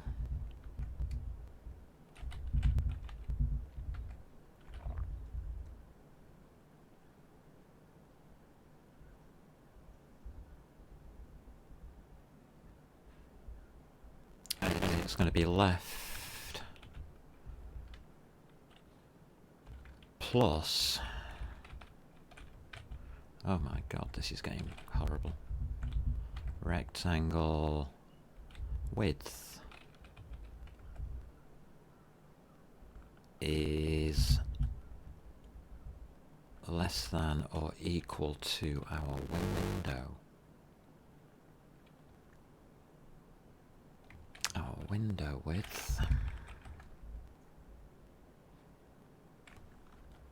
Then we can do that. There's a problem with this. No, there isn't.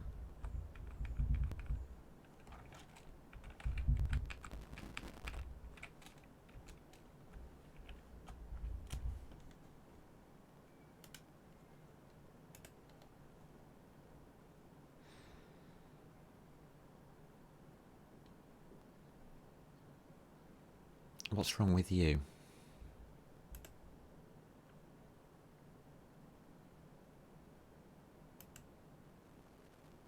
Okay.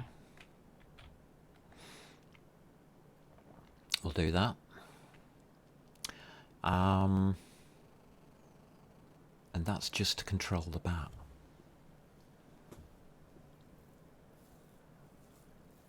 Ugh.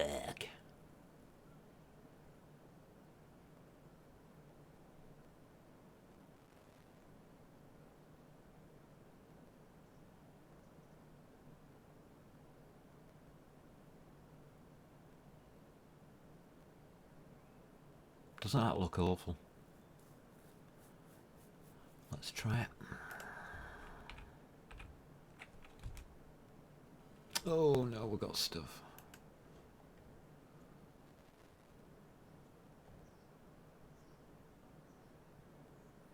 This if statement can be collapsed.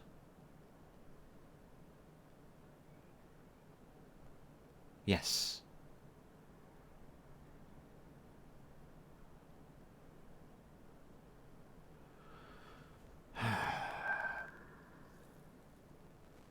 Yes, it can.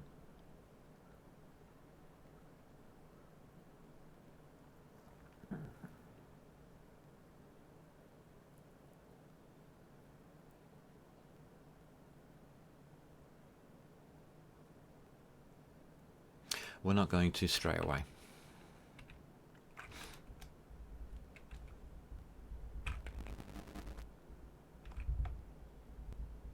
And it's gone.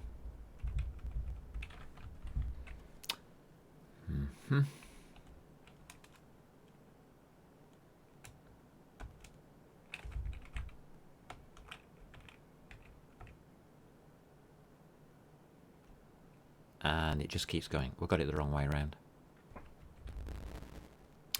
Okay. And that's why I didn't collapse it.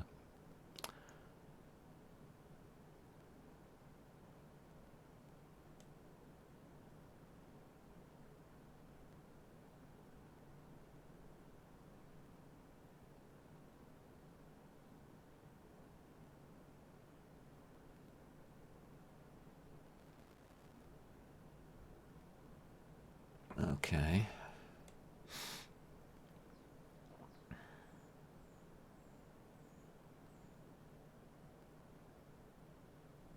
There's a better way of doing that. Where do we move these things afterwards?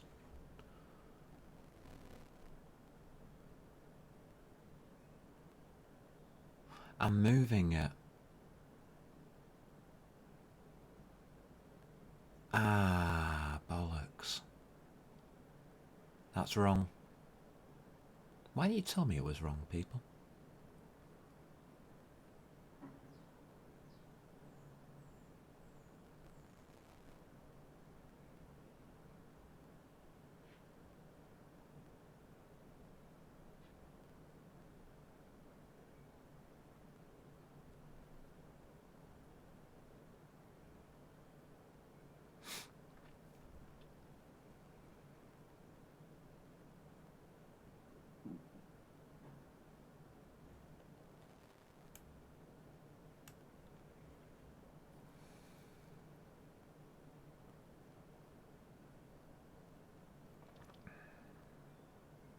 Why is it wrong? Because if it goes off the edge, it doesn't reset to 0. It will continue the move direction. It just stops doing this.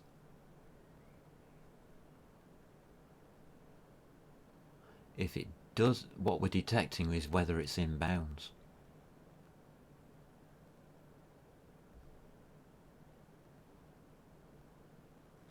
And then doing this, which is the complete reverse of what we want to be doing.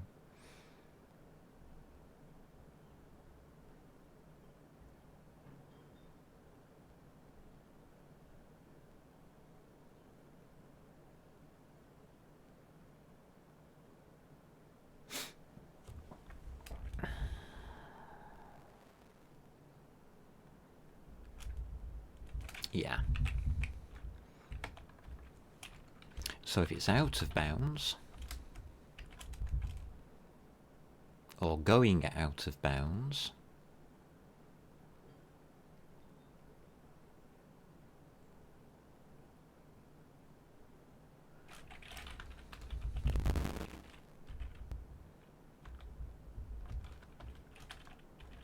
we need to stop it.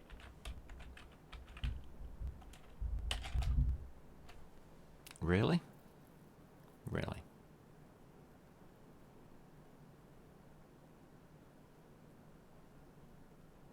Do we need that? It doesn't seem as though we do. God, this is weird.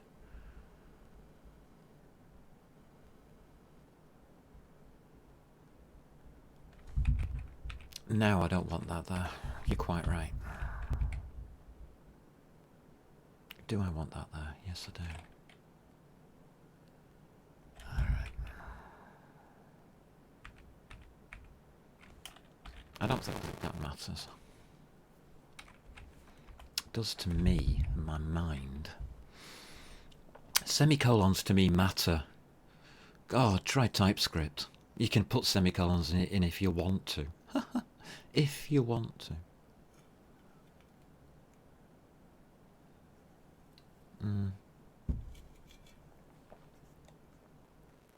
It looks like I've got optional semicolons. Is that still registering that Clippy? No, it's not anymore, you see. Ah.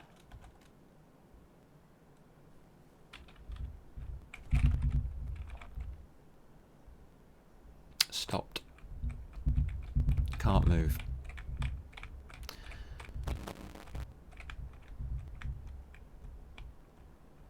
Right, you have to do separate instances.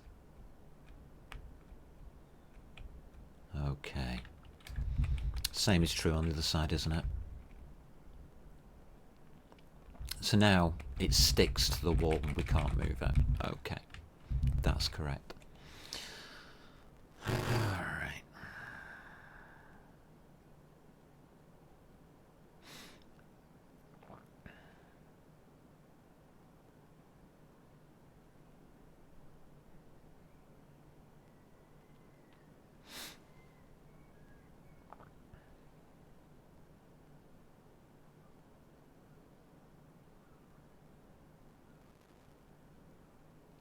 Do we reset the position?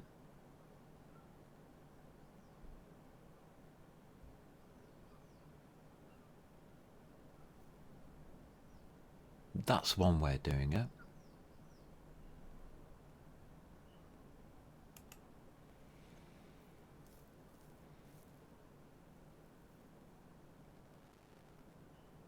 That's allowable.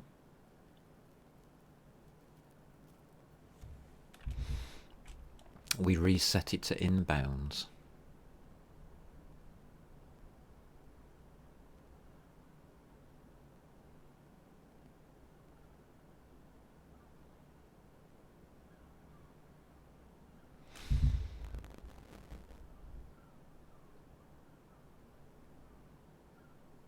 Yeah. But we don't know which one it's done.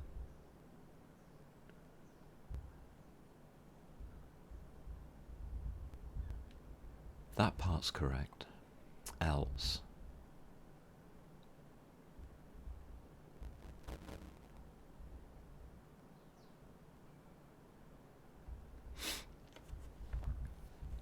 If. So that part isn't correct. The logic on this isn't correct. Okay. I can simplify it later. Rectangle. Left.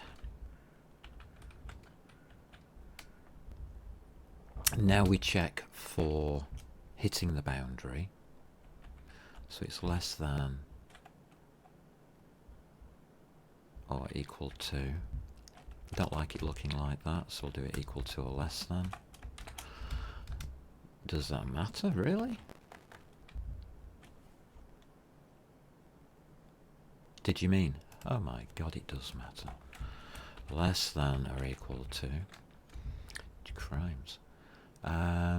0.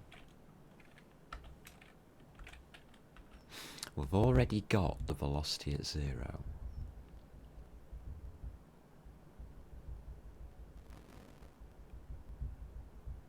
Here. So we put the velocity to 0. Yeah.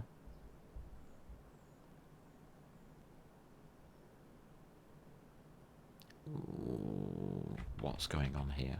Nothing. Okay.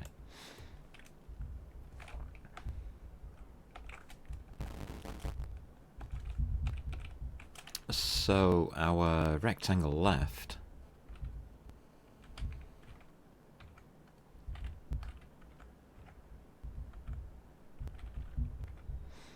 would then have to equal 1.0.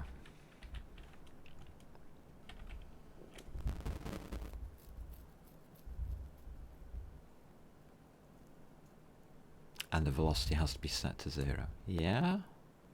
Yeah.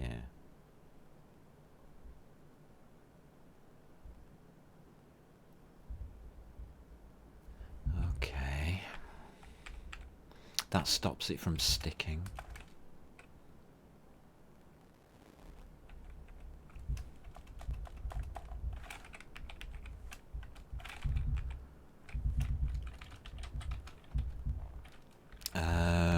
So I've got exactly the same thing. I'm doing that. This is the longest. What is it?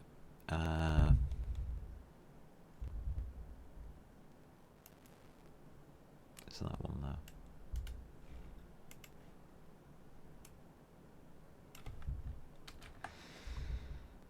Plus that is now greater than or equal to window width as F32. Alright. What we're looking at here.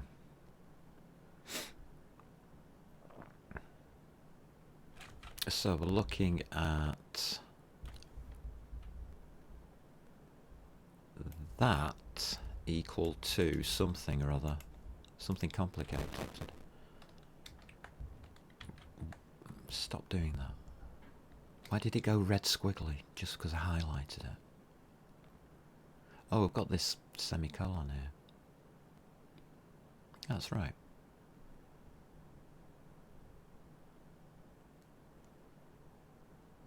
Can we have semicolons in here? We can. That's not needed anymore.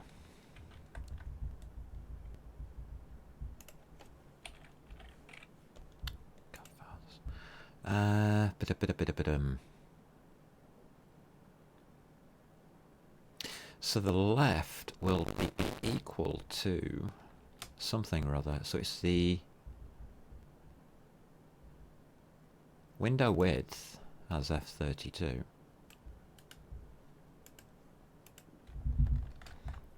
minus the rectangle width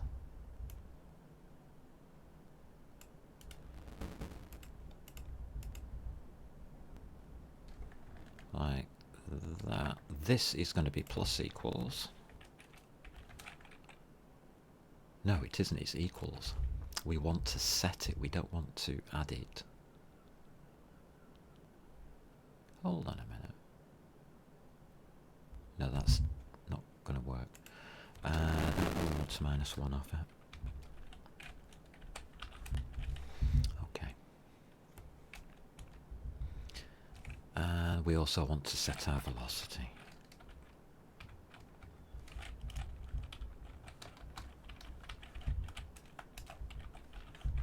This is how you program badly. Wow. It's cool, isn't it? Yeah, that's nice. Cannot assign to rectangle left which is behind an and reference.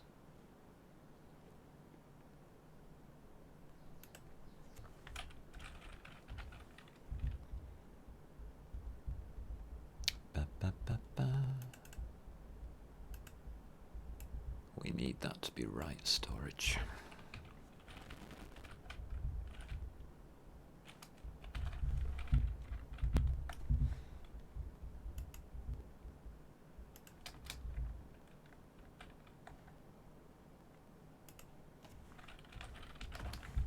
Okay.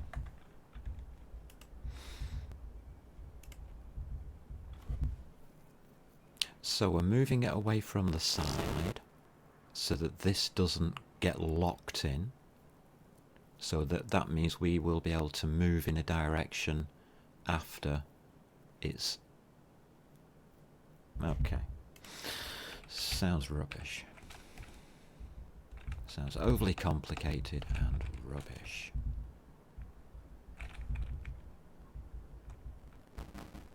But it works. We can now move away. It doesn't stick. You can see it just bouncing slightly.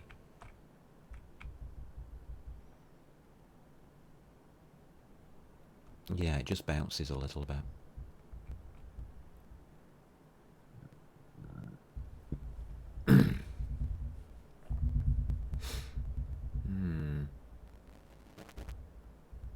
All right. We've got the bat moving. Now we're on to collision. But I'm not liking the code that I've written.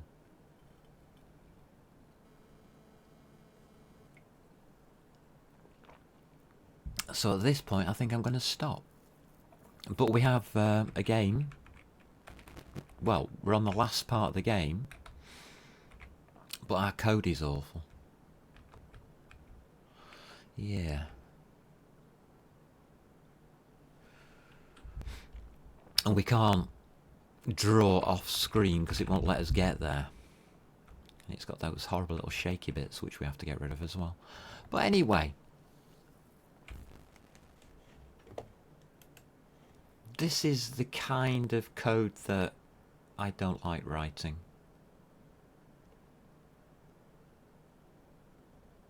So the idea of our systems currently are not very good.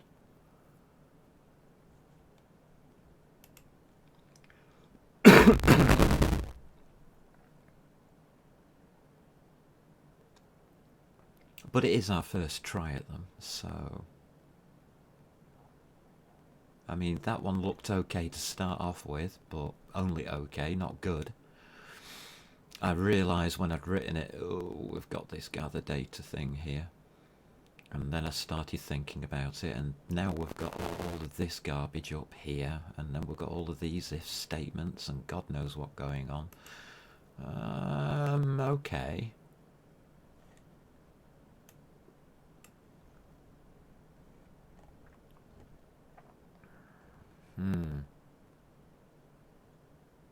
It is doing the right thing, though. But that's not really the point, is it?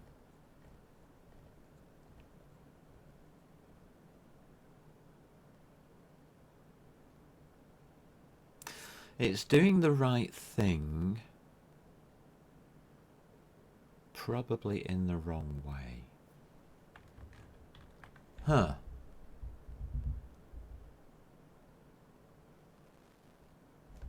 But now you can see why I wanted all of this here. So that everything that controls all the data, and even some of the control data, is now quite happily in one place. So that I can see what's going on, if any of the initial... If we need to test things out, only need to use this file.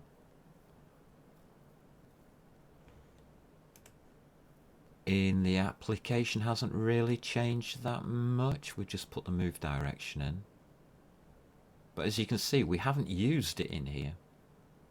Which is why I was thinking, does this move direction really belong in here?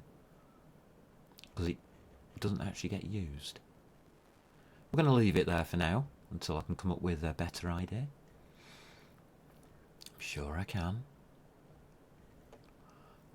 Systems are awful. Application info works. Input is starting to look, hold on a minute, this needs simplifying. And our rendering system doesn't change.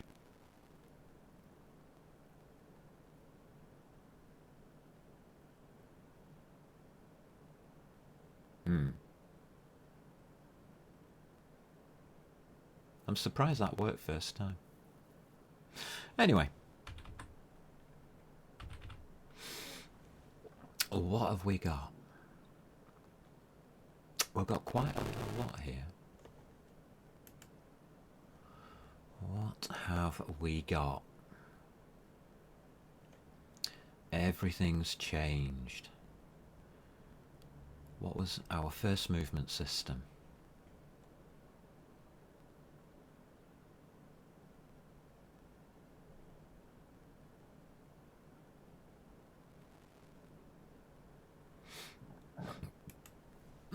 So we've now got basic movement.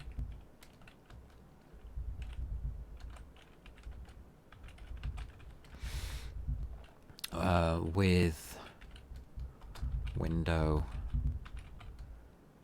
boundary detection complete. I'm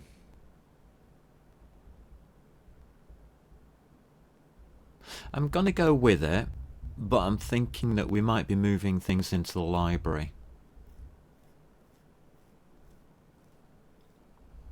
And that data gathering is really bothering me now.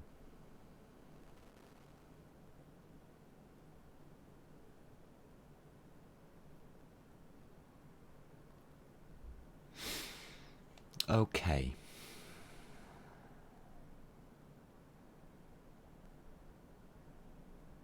We've got a working application, so let's commit it. And let's pop that upstream onto GitHub. There you go. So if you want to look at that and develop it, you can do. It is in the app_dev area. I don't think it's very good code. We started with good code and we've now got a load of garbage in places. Okay. Fine.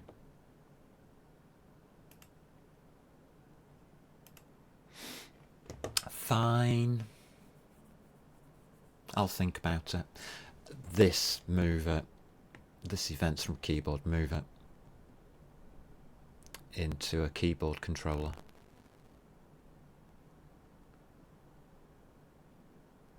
It doesn't belong in here anymore. Systems needs rewriting. Application info is now starting to work in our favour. Our application is basically finished.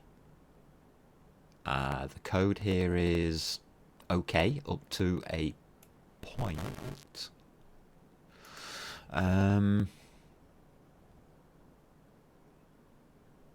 This code I don't mind. We do need a state machine.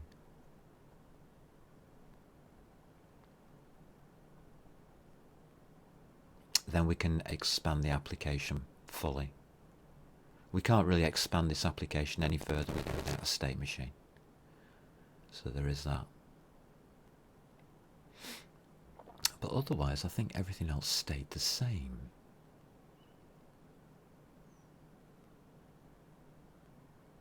Okay. We're going to leave it at that for now, and I'm going to ponder things again and see what I come up with by Sunday. Otherwise, we are writing physics collisions. That's going to be fun. And we're not going to be writing it in here. There's absolutely no way that I'm going to be writing stuff like that in here. So, I'm a little concerned about what I've done today. But I always am, aren't I? Let's have a look what we've done.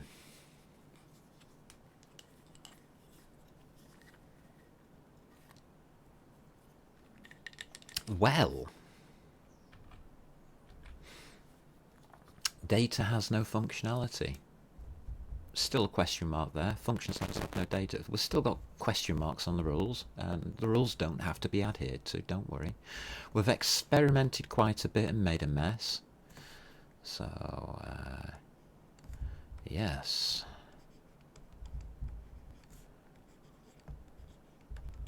We made a mess.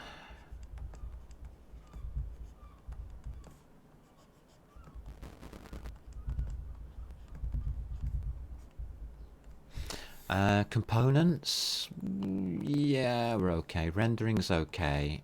Data arrays is now okay. So those fixes have been done. Time and motion, we actually did it. So results, yeah. Okay, I'm all right for that. And we're closer to this stuff, which my fictional rules, which only I seem to adhere to. I don't think anybody else does. You don't have to. You can put your data where the hell you like, as far as I'm concerned. Just God help you when you come to trying to find it later. For experimenting with. So we do have time and motion. Alright.